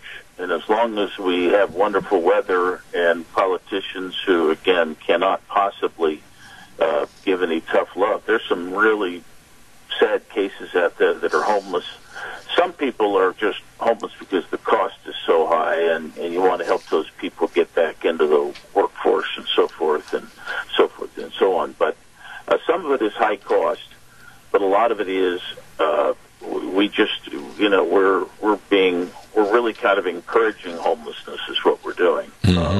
By all of our programs to try to help it, we're encouraging it, and I don't see a way out as long as we continue that way. I mean, to a certain degree, and I know this sounds harsh, I mean, we shouldn't just say, okay, homeless people, let's give you some money so you can go out and you're going to probably buy some substances, but don't worry, we'll have a cot for you and we'll get you some food. I don't think that's the way to cure anything. I think people have to be sort of, pushed to get their act together, and then we should help them. Then it should be tough love. That's all. But, absolutely. You're not going to. I mean, look, San Francisco politicians fall all over themselves trying to be more quote compassionate unquote to the homeless than the next person, and that compassion again is what is driving conventions out of San Francisco, or tourist dollars that are paying a lot of taxes that we're giving to the homeless are going to dry up, and then where are we? Absolutely. And it's happening now. It's happening, and it's a beautiful city, and we're on very, very close to losing our way here. Now with the corona, pandemic, it's even worse. So what do you do with all these people that we've almost encouraged to be here, and we've said, okay, it's all right. You don't have to stop your lifestyle. You can go ahead and abuse drugs and so forth and so on all you want. And it's a lot of it is a drug problem or a mental health problem. I'm not so sure if I had to criticize the great Ronald Reagan in any way. It's maybe, the Lanterman Act and, saying all mental patients should go out on the streets. I don't know. There's got to be something we can do about that. Absolutely. But that's San Francisco, that's L.A., and also when you have the pandemic, you talk about a breeding ground for the disease, these homeless encampments. Right. So now we're looking at we're reaping that bitter harvest now. It's we've got to turn around our thinking on things, and we're not doing it. And now we're realizing that maybe civilization, as we know it, is not going to continue on. We can't do it. It's not sustainable.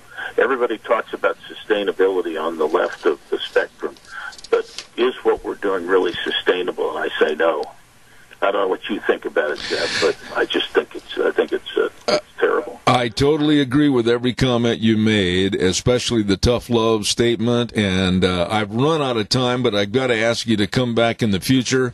Ladies and gentlemen, author and trial lawyer John O'Connor, a friend of this program. John, God bless you, man. Stay safe, and I'll be in touch. Thank you so much. Let's talk again, Zeb. Take care. Thank you, sir. Very interesting individual, lives down in California. You heard that, right down there in Marin County, and he's got some really good thoughts on how things need to be cleaned up in the state of California, and quite frankly, that's applicable to other places across the United States.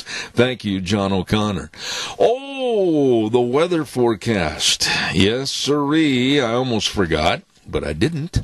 And the weather brought to you this hour by Phillips Oaks, Goodwin, Crane, and Company. And, of course, they are the professionals, providing accounting services to the Mini-Cash area and beyond for over 50 years. Oh, my goodness, they are the professionals. The best of tax return preparation, tax planning, business consulting, financial statement preparation, retirement planning, all of this and so much more. I urge you, boy, I tell you, I know firsthand, these people are the best. You get a hold of them at 1710 Overland Avenue in Burley, 878-7000, or call them at 620 5th Street in Rupert, 436-5607.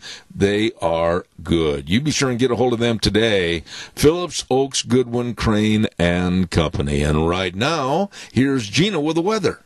Well, a little bit of a warming trend. Here's a look at your weather forecast. Expecting sunny skies for today. Winds out of the west-southwest at about 13 miles an hour. We are expecting gusts as high as 24 miles an hour with a high of 71. Tonight, mostly clear skies, winds dying down. Low of 42. Tomorrow's going to be a beautiful day, mostly sunny skies. High of 85. However, for Wednesday evening, slight chance of showers and thunderstorms before midnight. Gusts as high as 22 miles an hour, and we are expecting a low of 56 by Thursday.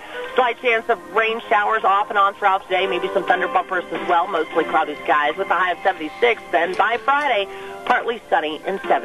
That's a look at your weather forecast for Zeb at the Ranch. Did she say 85 tomorrow? I mean, I love to sweat. I do. I know that sounds a little crass, but I love to sweat, and it's going to be a great day. Oh, calm down, Zeb. Phillips Oaks, Goodwin, Crane, and Company, of course, providing accounting services to the Mini-Cash area, and boy, they are the professionals. Phillips Oaks, Goodwin, Crane, and Company. Oh, I love warm weather. I really, really do. I'm not a fan of winter. You know, when Deanna and I are blessed to go to Arizona the first 3 weeks of February and just kind of reside down there, we're always praying for good weather. A couple of years ago, it turned out nastier than it was up here, but normally it's really nice to just get down there and sit in the sunshine, 75, 80 degrees, and then come back here. And it's a little cold for a while, but tomorrow is going to be my day. I might even do this program from outside tomorrow. I haven't made up my mind yet. Weather forecast brought to you by Phillips Oaks, Goodwin, Crane, and Company. Thank you very much. Oh, by the way, I've got time for another phone call or so. But I want to remind you, too, about Scott Gano Landscaping and Sprinkler Service and tree trimming. If you haven't, now's the time to get all your fruit trees trimmed. I said that yesterday, and I got stuck on that. Fruit trees trimmed, and then I added 2. Anyhow, don't forget to get all your shrubs and all your trees trimmed, and don't forget nobody is better than what they do at Scott Gano Landscaping and Sprinkler Service. How do you get a hold of them? It's easy. Call the number 438-2485. There you go, Scott Gano Landscaping and Sprinkler Service. These people are so nice, and they're busy, but they always want to help serve you. You give them a call. Scott Gano Landscaping and Sprinkler Service, 438-2485. Oh, my, what do we got cooking for the rest of the day? Next hour, we'll have Dr. History on. And then one of my very favorite guests at 10:30 this morning, Dr. Gregory Wrightstone, talking about the idiocy of climate change, etc. Oh, by the way, did you hear what happened to Duck Dynasty's family? Yeah. The Robertsons, they were all, I guess, staying together because of the coronavirus. They decided in one of their big houses they would all stay together during the kind of the stay-in-place, stay-at-home type thing. Well, some absolute crazy, and they caught the guy, which is a good thing, went by with a gun, a drive-by shooting, and he shot 10 bullets into the Robertson home. One went through a bedroom window. Well, the cops catch this guy, and you know what? The guy said, oh, well, my gun jammed, and that's why it sprayed those 10 bullets at the house. What? What kind of a feasible excuse is that? My gun jammed? And all of a sudden it unjammed and it just happened to shoot 10 bullets at the Robertson house? It went off accidentally? Accidentally? Crazies in this world. Thank goodness. Thank God nobody was injured of the Robertson family. And they were all there. I got a picture right here. As a matter of fact, they're all standing out in the front lawn and everything after this had taken place. Calls are welcome, 436-2244, 1-866-927-4587. By the way, Small Business Association loans for the relief funding. Yesterday, the computer system for the SBA went up in flames. It blew up, burned up, blacked out.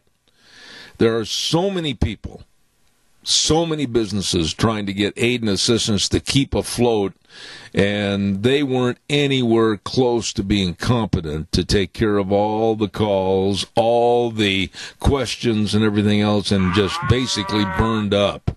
Caller, quickly, I've got a minute left. Go. But the L.A. Lakers got $10 million. That is so despicable. Don't even get me started. Now you've done it, man. You have made me mad. We'll give you a cardiovascular workout without having to get on a treadmill. Well, look at Harvard, the most endowed university in the United States with not millions, but billions with a B, and those nincompoops even applied. I mean, the greed, the absolute greed is despicable. It is. And what the shameful thing is, and what I think Americans need to do, is take note of this. And those people that did get this money, those big public traded businesses that got this money, we need to take note of it and just don't shop there. I couldn't agree more. No, I couldn't agree more. Hurt them where it needs to be hurt in the pocketbook so that they have to wonder where their next loaf of bread's coming from. But to think that the Lakers would put in, I'm having hard times. You're having hard times. Everybody's having a hard time. And the Los Angeles Lakers basketball team, I mean, we're talking the great big salaries and the coaching salaries, and we're talking about all the fans, and they put in for disaster relief on this SBA. Oh, give me a break. Exactly. Every American should be upset. Every American should call Nancy Pelosi and their senators and said, this stuff needs to stop. There you go. I got to run to the news. You've made it now. You've really upset me, Dougie.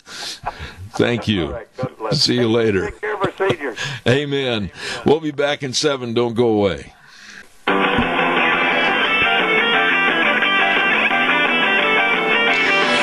My wife was in here making fun of me during the news break. That's not nice, Deanne. Behave yourself. Good morning, and welcome back to Zeb at the Ranch, hour number 3. And, of course, brought to you by Magic Valley Les Schwab Tire Centers. All 7 locations are open and serving you in a very safe, clean environment with the best of tires and service to your vehicles. Your Magic Valley Les Schwab Tire Centers.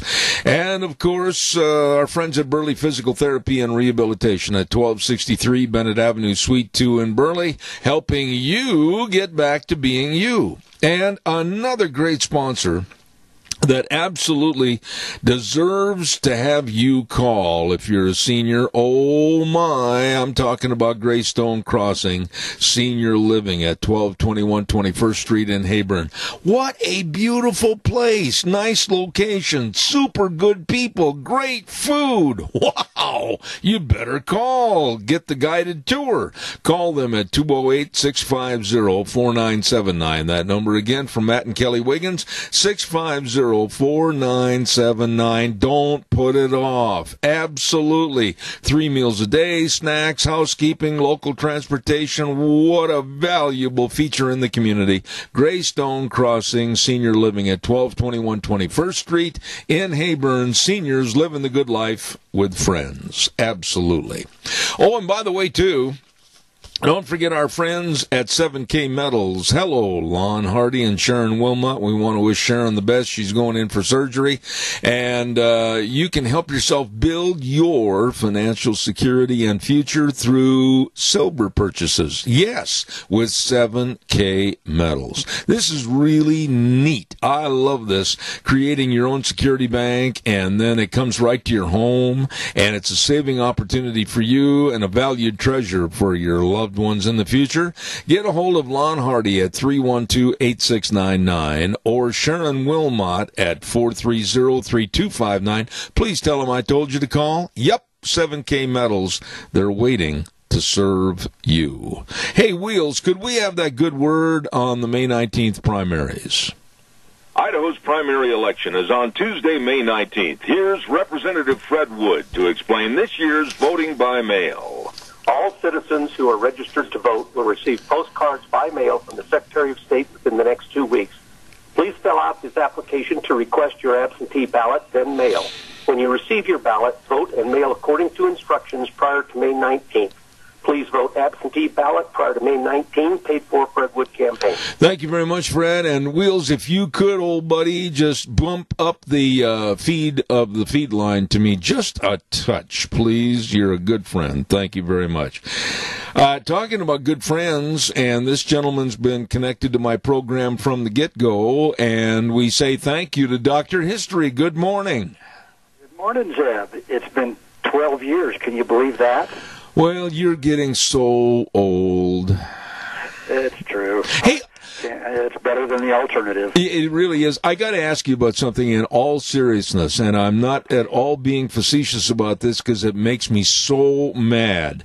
What in the world is the matter with these brain-dead bozos going up to the City of Rocks and desecrating our history? You know, Zeb, when I saw that, I was just sick.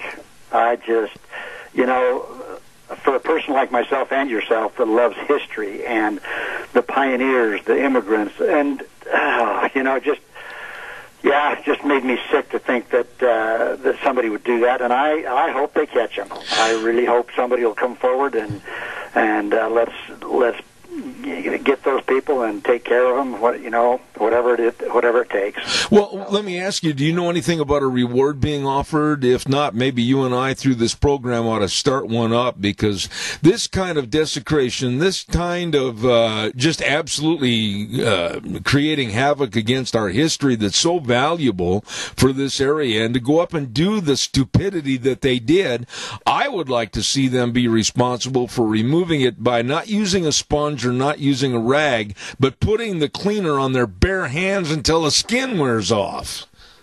Well, I'm the same way, Zeb. In fact, I thought about seeing if I can go up and help clean it up. I don't know. They probably need experts that know what they're doing to do that. But, yeah, just made me sick when I saw that.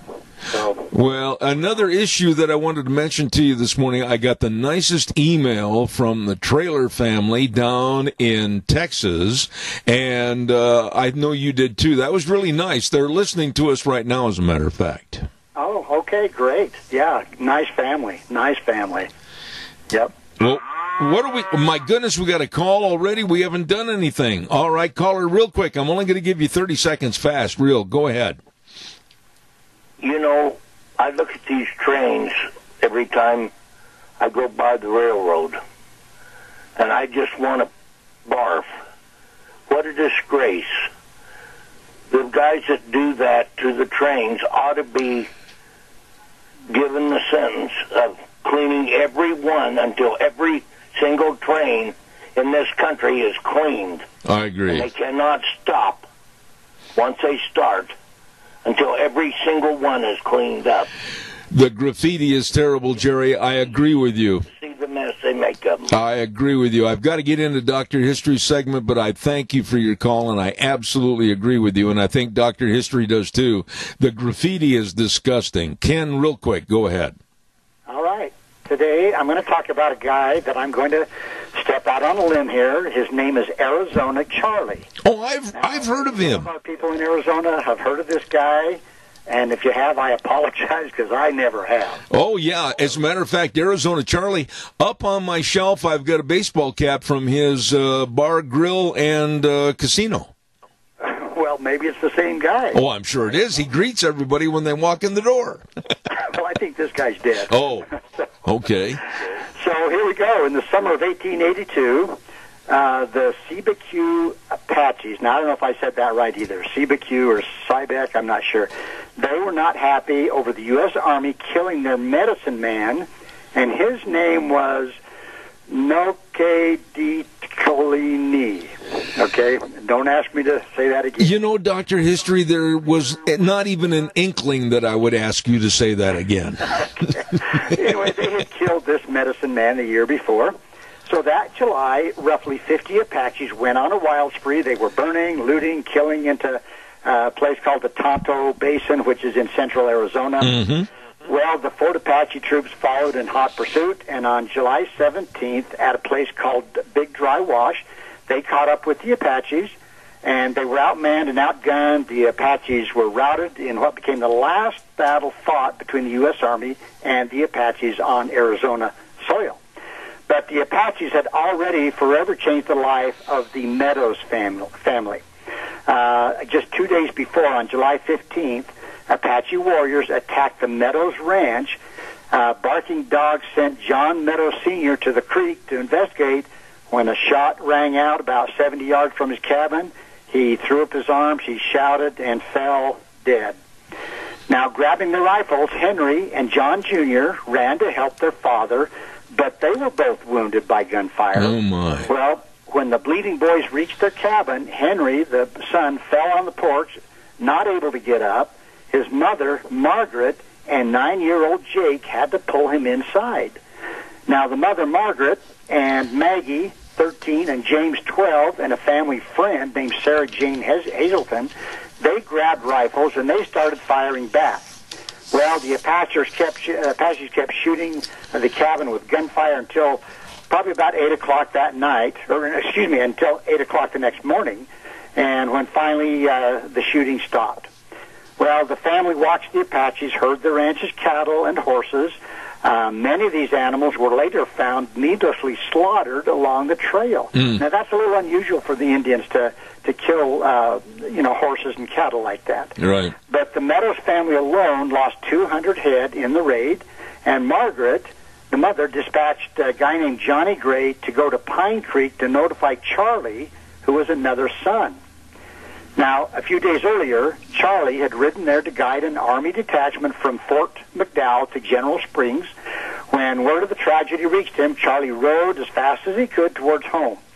Well, he got there at the family ranch to find his father dead and 2 of his brothers badly wounded. The oldest son, Henry, actually died 2 months later. So now Charlie, age 22, was now the man of the house. Now, Charlie was actually born and named Abraham Henson Meadows on March 10th, 1860, along a place called Elbow Creek near today's Visalia, California. And he was the 6th of 12 children. Now, his dad was a preacher and a rancher, and he was a Confederate sympathizer. And when Abraham Lincoln became the nation's president, John changed his son's name to Charles instead of Abraham. Didn't want to have the name Abraham there. Anyway, so in 1877, the family settled on a ranch at Diamond Valley, north of Payson. Uh-huh. Are you familiar with that area? Yes, I am. Very much so. Okay. So in 1884, 2 years after Charlie lost his father and his oldest brother on that ranch during the Apache Wars, Charlie entered a new arena. with a friend of his named John C. Chilson. He organized the Payson Rodeo, which some historians credit as America's first rodeo. Charlie also helped organize Prescott's and Phoenix's rodeos.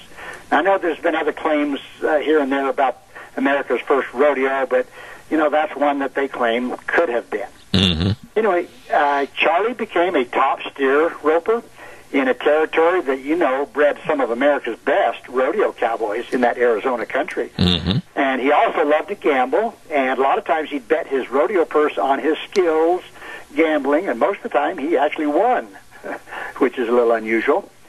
So at the Payson Rodeo in November 1888, while riding his white horse Snowstorm, Charlie won nearly every event, beating the future gun-for-hire Tom Horn. That's a familiar name. He beat Tom Horn at steer roping, but the next year Tom Horn won.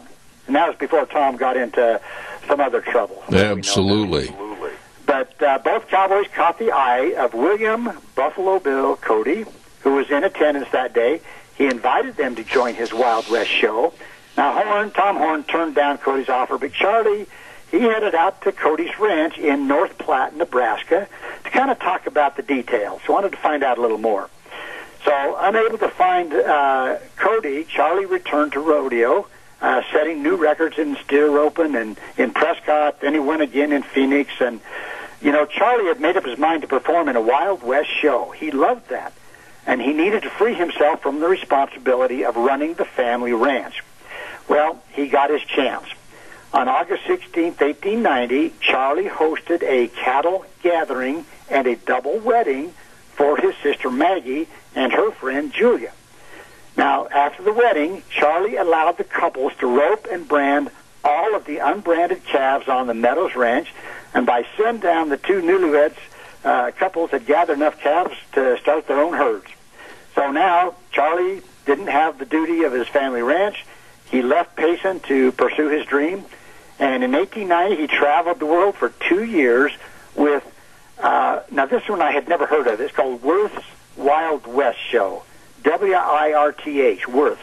I don't know if you've heard of them or not. No, I never did hear of that company, no. I haven't either. Well, anyway, he was performing in Australia with a guy named Texas Jack. Charlie became enthralled with a gal by the name of Marion May Murray, and she had run away and joined the circus, and the two married aboard a ship in the Philippines, and after 32 years of a happy-go-lucky being a bachelor, Charlie settled down. So he's 32 years old and married now. She wasn't the bearded lady, was she? I don't think so. Oh. I didn't have a picture. Oh, okay. But anyway, so Charlie met up with Buffalo Bill Cody in London, England in 1892, and he had long dreamed of joining with Cody.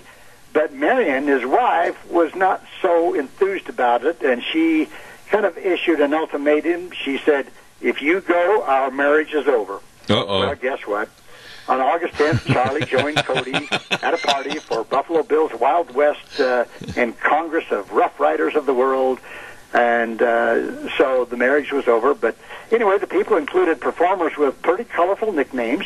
There was a guy named Pony Bob, another one, the Cowboy Kid, and Cody said that, Charlie, you need a better name than just Charlie, so why not Arizona Charlie? There you go. That is how he got his name. And now Charlie toured Australia, Asia, Europe, Canada, Alaska, meeting famous people, including Will Rogers, Jack London, Zane Grey, Rudyard Kipling, and Annie Oakley. And he even performed before England's Queen Victoria. And he always wore his signature red neckerchief and fringed buckskin jacket. He had long flowing hair that went to his shoulders and always wore this broad-brimmed hat.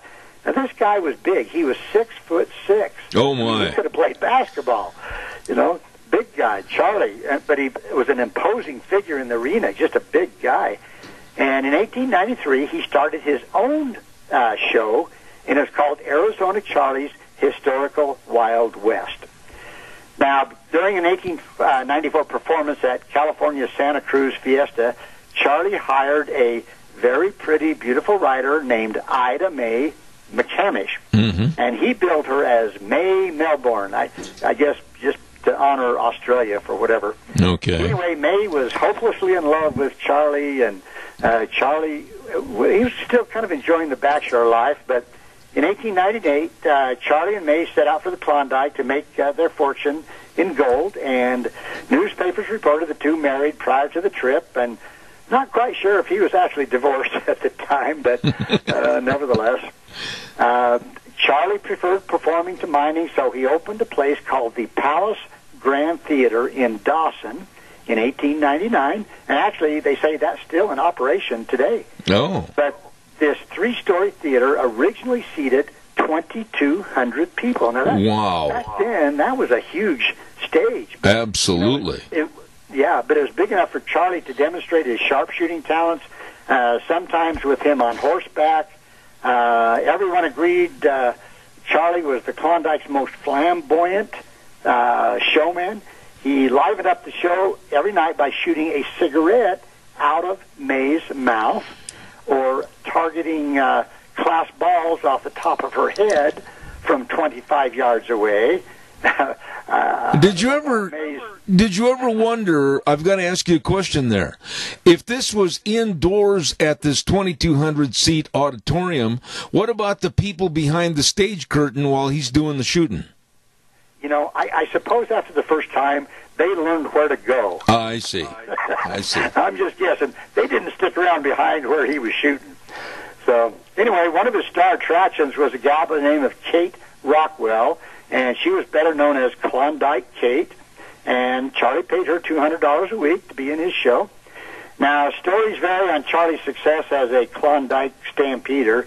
Some say he came home with a pocket full of money. Others say he returned nearly broke. And by 1901, the Klondike boom was pretty much fading out. So Charlie sold the Palace Grand. He traveled up and down the Pacific Coast to promote Wild West acts. But, you know, Zeb, like you and I, he was getting older, and he wanted to postpone the inevitable, so he took up residence with his wife, May, down in Yuma, Arizona, and thought that would be a better place to live. But never wanted to sit still very long. Charlie searched for lost treasure in Mexico, and that never panned out to anything. In 1914, Charlie received a bit of a surprise. He laid eyes on his daughter, also named Marion May. Oh, my. And her mother was Charlie's first wife. And she had kept them apart and claimed that the father was dead. So his daughter, up until then, thought that her father was dead. Uh-oh. So anyway, May, Charlie's second wife, kind of drifted out of the scene. Oh, my. So she's gone. Now, Marion, his daughter, and Charlie, they got together and they bonded, and he took her on cruises, told her stories of his adventures, everything. And anyway, Marion, the daughter, actually reunited her parents after 34 years apart. Now, you know, after not seeing somebody for 34 years, they saw each other, kind of looking each other over, and wondered. She must have said, I wonder what attracted her in the first place. She must have asked herself, quote, is this gaunt, leathery-faced old man the same tall, handsome, swashbuckling cowboy I fell in love with? And he probably looked at this beautiful, matronly, gray-haired lady as the beautiful blonde that he had married, 34 years prior to that. But anyway, they kind of got together. They enjoyed a pretty good relationship the rest of their days. And not ready to go on to his final resting place, Charlie thought Yuma's dry climate would extend his life, and he'd ride his horse into town from his ranch every day. Occasionally he'd ride through the swinging doors of a saloon and leading folks to say, quote, Arizona Charlie is still out there sowing his wild oats. Now, Charlie, tell me if you've heard this statement. Charlie had, quote, seen the elephant. Oh, yeah. Oh, yeah. That means he'd seen a lot of things, right? Yeah, absolutely. Been there, done that. Okay. But he says he was born during a snowstorm in a California town where it rarely snowed. He gathered rodeo championships on his horse Snowstorm. In Yuma, where no records show that it had ever snowed, he was also fond of saying, quote, it'll be a snowy day in Yuma when they plant this old Hase Emperor, which was a term for the territory's earliest pioneers. So anyway, Don Meadows was a relative to Arizona Charlie, and he found a belt buckle, and it was engraved with something that said, Prescott, July 4th, 1886, best time, 59.5 seconds. Wow. Now, he did some searching, and in the Weekly Journal Minor newspaper, 59.5 seconds was the time Arizona Charlie took to tie a steer in 1888. I'll be darned. The steer kicked loose, so Arizona Charlie was not awarded the time for a score. Now, I don't think 59.5 seconds would set too many records today. Do you, Zeb? No, but you got to remember that the cattle and circumstances, equipment, and arena conditions, everything were so, I'll use the word archaic compared to what they are today. Well, and it might have been a big, huge arena that you had to chase that steer for 30 seconds before he could ever get a rope on. Very, very possible. Yeah. So that's the story of Arizona Charlie, and if somebody's heard of him, I'd like to know. Just go to my webpage and send me an email. No, I was not being facetious. Wheels, there's a little feedback on the line. Help me on that. I was not being facetious. I do have a baseball cap that I picked up at his casino, Arizona Charlie's Casino and Bar and Grill, and it's up on my wall. The next time you're here, I'll show it to you. Yeah, well, he died when 1914, so I'm not sure when he died exactly. Yeah. So yeah, he was still around, for a long time. So that must have been his bar, I guess, or his yeah. But that was an interesting story, and again, kudos to you for a great job this morning. Listen, when you get a chance, give me a call later on today sometime on my cell phone. I'd appreciate it. All right, you have a good day, Zeb. Ladies and gentlemen, none better than Dr. History right here on Zeb at the Ranch. Want to remind you, don't forget on Mondays at 10:30, of course, Vicky's Country Garden and helping your garden grow, the lovely Miss Vicky at 185 South 600 West of Paul. Don't forget Vicky's Country Garden every Monday at 10:30. Call in with your questions, and don't forget she's got all your garden plants, everything for your gardening needs at Vicky's Country Garden. Ladies and gentlemen, too, we want to give a great big shout out to our dear friends Curtis and Lorena at Patterson's Electronics. Woo, when it comes to electronics, don't mess around. Go to the source. Go to the source of knowledge and education about electronics, and that's Patterson's Electronics, 421 East Main in Burley. The number to call, 678-6997. They know, and they can help you with all your electronic needs, home theater systems, video surveillance cameras, car stereos and speakers. Oh, if they got it all. Let me tell you, your car audio system's the best from Patterson's. All your TVs, it's all there. They're open Monday through Saturday, 9 to 6. Patterson's Electronics, 421 East Main in Burley. You stop in, see them today. Right now, Wheels, take it away, old buddy. It's all yours. And now, back to Zeb at the Ranch on AM 1230 KBAR. To reach Zeb, call 436-2244 or toll free 1-866-927-4587. And now, here is Zeb Bell. Oh, we're running a little bit late, and I want to tell everybody real fast about our friends, Jeff and the crew at Lee's Furniture, Floors, and more. Don't forget to give them a call, and they will be there for you at the 459 Oberlin location to help you find exactly what you're looking for.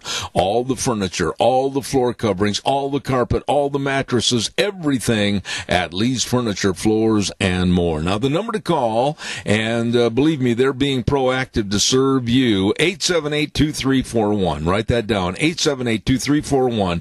Jeff and the staff at Lee's Furniture, Floors, and more. Or you can call Jeff personally on his cell phone, 670-2864. Wanting to please, wanting to serve, Lee's Furniture, Floors, and more, 459 Overland in Burley. Let's not waste any more time. Let's get right to the phone line and talk to a dear friend of this program. He's been on many times. Author of the book, Inconvenient Facts, the science that Al Gore doesn't want you to know. Gregory Wrightstone, good morning, sir. How are you? Oh, great great to be back with you, Zeb. Yeah, so as usual, there's lots of stuff going on in the climate nonsense arena, so a lot to talk about there. Well, let me start by asking you about this, Greg. I read some of your information sheets, and I want you to interpret for me what they're meaning about the EPA soon to be issuing a regulation governing how carbon dioxide emissions from wood burned or energy biomass will be regulated under the Clean Air Act. Now, does that mean someone like me at the ranch that uses a wood pellet stove for his major source of heat, I might have problems? I hope not. We haven't seen the regulations yet. I can't imagine that under the Trump administration they would do anything like that. We could see it coming out of maybe the previous administration. My understanding of the proposed regulations are they're dealing with biomass to create and generate electricity. And believe it or not, somewhere around 60 or 60+% of all renewable energy right now is biomass. Basically, they're cutting forests down, grinding them up, and then using them as you would a coal-fired electricity generation. And it's a huge amount of wood that's required for this. I don't like it. I don't like it at all. It doesn't seem very ecological to me. So I've not heard, in my research, I've really not seen that they're going after. I mean, I have a fireplace. I had a fire 2 nights ago, and the night before that. And it's funny, I was on last night with another friend of mine out of Kenai, Alaska, Bob Bird, Radio Kenai. He was very concerned about this. We had a long talk, and because he was saying that the town of Fairbanks has zero natural gas, and most of the people there heat with wood and or propane, but mostly wood. And he was very concerned, just like maybe you are. But again, I've not had or read anything that they're going to be coming after you and your wood-burning fireplace or your wood stove. You know, the thing is, though, Greg, that when the seed is planted and you give the left and the greenies and the environmentalists and the anti-human campaign any chance at all, you know as well as I do, if the door is open a crack, they're going to try to kick it wide open. Yeah. Well, thankfully, we have somebody in charge that's not going to allow that to happen. I can't imagine this. I tell you what, one of the things that, if your listeners haven't seen it yet, they need to go see. There's a new YouTube, it's an hour and 40-minute documentary by Michael Moore. Yes. Yeah, left-wing radical Michael Moore. And these, excuse me, and what he's got is, it's called The Planet of the Humans. Right. And in this movie, he talks a lot. It's really just a huge takedown of the renewable energy wind, solar, but he spends a lot of time on this biomass as well. So that's one thing we need to keep. But I strongly recommend Michael Moore's. I never thought I would be saying this to you because we know what Michael Moore's done in the past. But this movie is really, really well worth watching. It's just really, really debunks the entire renewable energy fiasco and shows it for what they are. I try to book you on this program at least once a month so that we can get any changes or transitions or new things to worry about from not only the EPA but also the people that are against fossil fuels, those that want us to live in a cave and burn buffalo dung. You know, as you look at this year already, going into now the 5th month, next month of May, this Friday, what have you seen for this year that scares you the most, or are there some bright spots at the end of the tunnel? Well, things have really, really changed in terms of climate change with the relationship to COVID-19. And one of those is we've seen, haven't we, that there was a consensus opinion of the experts concerning the modeling of deaths over COVID-19.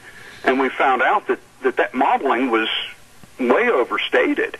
And very similar to this so-called consensus opinion on climate modeling. And we find out the models don't work very well.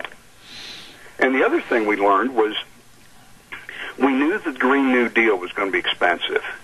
Some estimates put it as much as $100 trillion in the first 10 years. $100 trillion. Well, we don't have that anymore. So these people, the climate alarmists, they're freaking out. They realize the money's not going to be there to be able to have to finance wind and solar and things like that.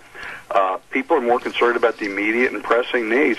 And I'll tell you, Zeb, I've got, for your listeners tonight, I'm doing my second episode of what I'm calling the Climate Chronicles. It's a live streamed. I'm going to have it live streamed on my Inconvenient Facts Facebook page and YouTube. And the title of it is Death and Temperature.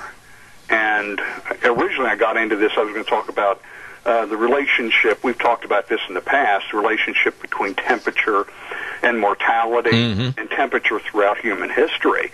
But there have been so many of these new studies that have come out recently dealing with coronavirus, COVID-19, and the relationship between the strong seasonality in the winter. And it's really, really interesting. I think anybody that watches it tonight, they'll learn a few things. And the seasonality, because these coronaviruses, they just go away. When it starts warming up, they basically disappear. And they don't really know for sure why.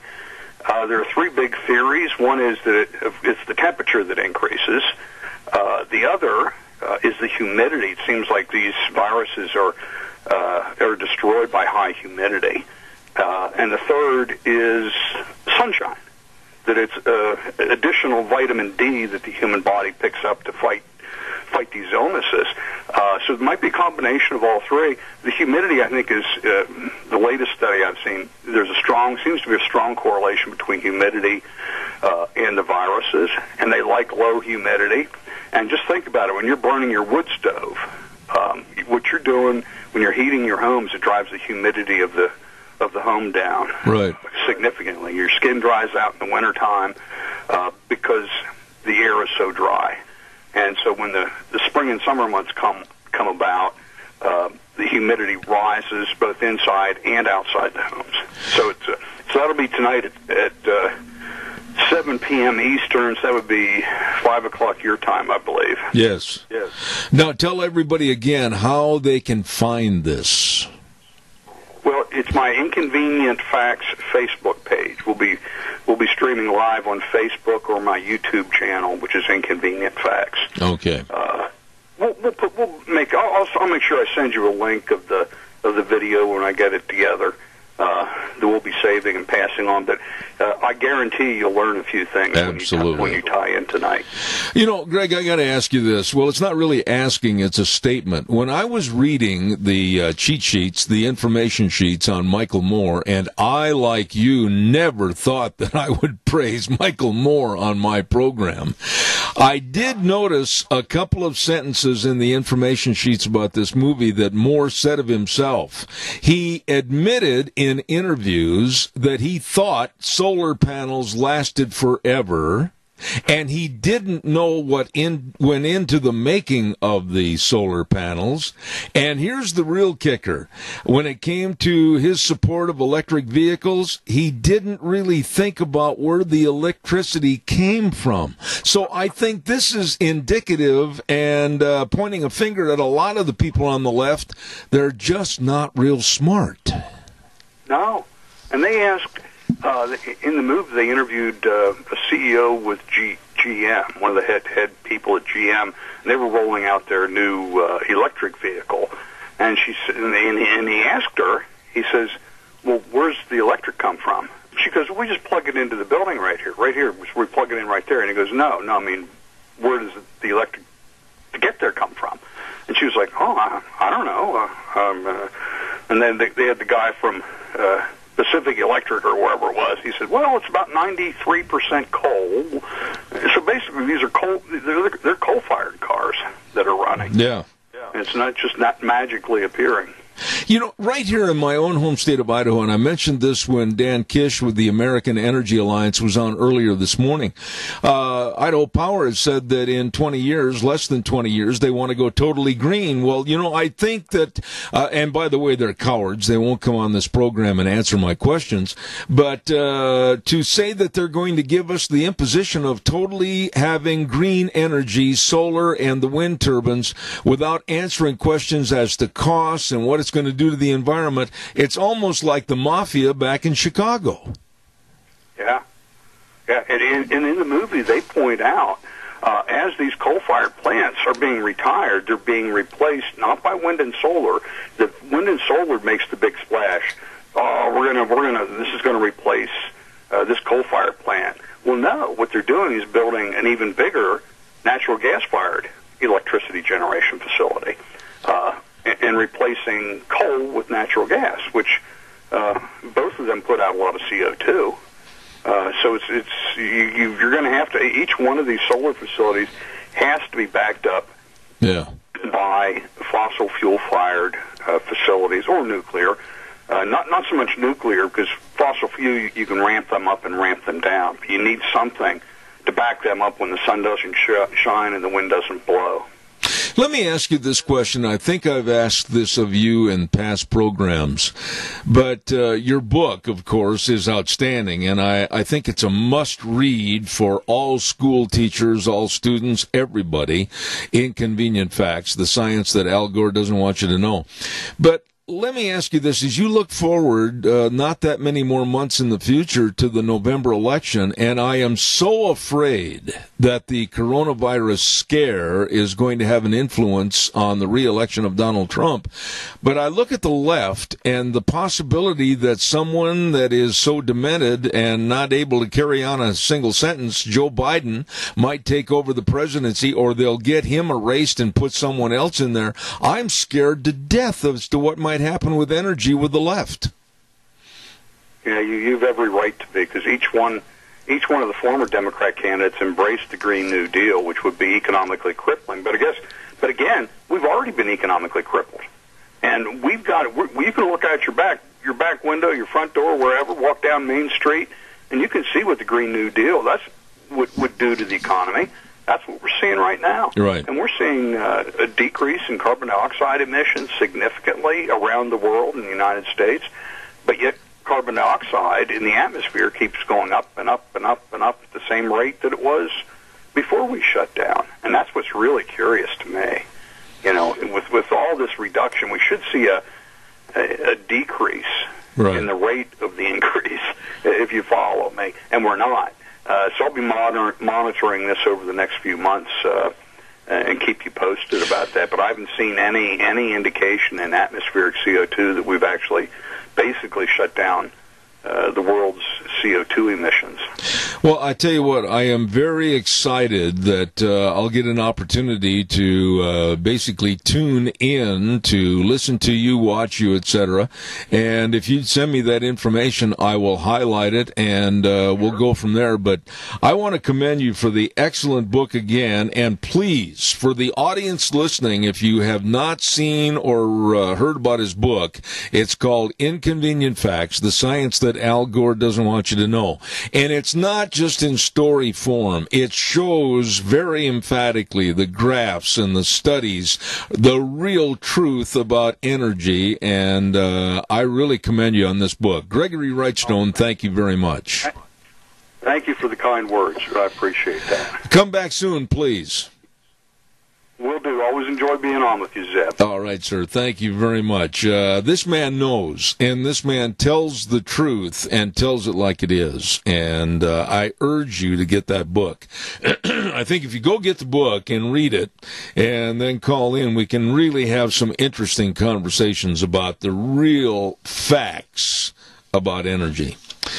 Let's see, where are we at? We got to get the weather forecast on. I'll take a couple of more calls in just a moment, but first and foremost, it's time for the weather with Scarrows Meats, 331 North Road, Jerome. Oh my, the telephone number to call Don Scarrow and the crew, 324-7657, or you can go to their website, scarrowsmeats.com. I'm telling you, the marinated pork ribs, have you had those? They are delicious. Or the St. Louis style, most of the bones removed, or the hams, or all the bacons, sausages, bratwurst, my favorite. Oh my goodness. Call them. Make sure you get your meat from Scarrows Meats, 331 North Road, Jerome, 324-7657. Right now, here's Gina with the weather. Well, a little bit of a warming trend. Here's a look at your weather forecast. Expecting sunny skies for today. Winds out of the west-southwest at about 13 miles an hour. We are expecting gusts as high as 24 miles an hour with a high of 71. Tonight, mostly clear skies, winds dying down. Low of 42. Tomorrow's going to be a beautiful day, mostly sunny skies. High of 85. However, for Wednesday evening, slight chance of showers and thunderstorms before midnight. Gusts as high as 22 miles an hour, and we are expecting a low of 56 by Thursday. Slight chance of rain showers off and on throughout today, maybe some thunder bumpers as well, mostly cloudy skies with a high of 76. And by Friday, partly sunny and 70. That's a look at your weather forecast for 70. Oh, I love it. Thank you, Gina. And the weather again brought to you by Scarrows Meats. Don Scarrow and his excellent staff at 331 North Road, Jerome. Telephone number 324-7657. Oh, it's true. They are changing the way we eat, one delicious bite at a time at Scarrows Meats. Real quick, too, I want to remind you about our dear friend, and he's been a friend of this program and a lunch bunch for a long, long time, and that's Doug at Doug's Alternator and Starter Repair, 635 21st Street in Heyburn. Now, here's the telephone number for the shop. You can call him up and ask him questions, 878-4991. Why should you ask him questions? Because he's got his business for sale, and you might be just the person that can really have an opportunity of buying a turnkey business. It's already just open the door, go to work. Absolutely. This business rebuilds starters and alternators, generators, and other DC motors and sells new starters. You call him. Find out more because this is an opportunity. Great business opportunity. Doug's Alternator and Starter Repair at 635 21st Street in Heyburn. Again, those numbers, 878-4991 or 431-5282. Doug's Alternator and Starter Repair. Wow. What have we got cooking on the program for tomorrow, Wednesday? Let me take a look. And let's see. We've got a doctor coming on talking about the coronavirus at 9:30. And then we're going to have at 10:06 tomorrow, absolutely one of my favorite people. When he says it's going to happen in politics, his track record is pretty good. He's been spot on, Dr. Gerard Lamero. And then from back in Massachusetts, I always say when he's on the program, it's the man from Beantown and the Cowboy. He's back in Boston, Massachusetts. Gary Goldman is going to be on the program and should be outstanding along with Dave Bego in Indianapolis, Indiana. Man, I've got my work cut out for me tomorrow. It's going to be a great, great show. Quick note, Sharon Wilmot is scheduled to go in for surgery, and I want to wish her, on behalf of my wife and myself, a very successful surgery, and all will be well. I believe it's, is it hip or knee surgery? I can't remember. That shows how I'm losing some of the particles in my mind. But whatever, we want to wish Sharon the very, very best. She's been a friend of this program for quite some time and fills in on occasion when I have to leave, and I want to thank her for all of her help and wish her the very, very best. Caller, good morning. You're on the air. Good morning. Yes, I don't know if this has been covered today with Christy or anybody else, but Christy Zitto, but in order for the Congress or the House to go back into session, the governor has to call it. They can't just go there and create a quorum. That's right. And if they were to do so, they were to create a quorum, there would be strong evidence that he would be overridden. So he avoids it completely, but it's important to know that. Well, it is, Randy, and I appreciate your calling on this. I'm just hoping, and I mean this morning, that because of the sunshine, blue skies, and warmer temperatures, that smarter and more common sense will prevail. We've got to get back to work. We can't live inside of an eggshell, and I agree with your comments that you've made for weeks on this program. It's time to go back to work and have the self-responsibility of taking care of ourselves as much as we can. I've got to run, but thank you, Randy. Appreciate it. Well, I was going to say, quick thing, there's no difference than grabbing a gas pump to pump gas than to play on playground equipment. Amen. Amen. Thank you very much. That's a good point. Very good point. You just got to use common sense and look out for yourself and your family. Wear a mask. That's fine. I'm not against that at all. Put on gloves. Use the hand sanitizer. Keep the social distancing, but we've got to get back to work. Absolutely. I want to say God's blessings to you and your family. The way things were are the way things ought to be. And the 4 words that mean the most: in God we trust. Put a smile on your face. Be positive. We'll see you tomorrow morning at 8:06.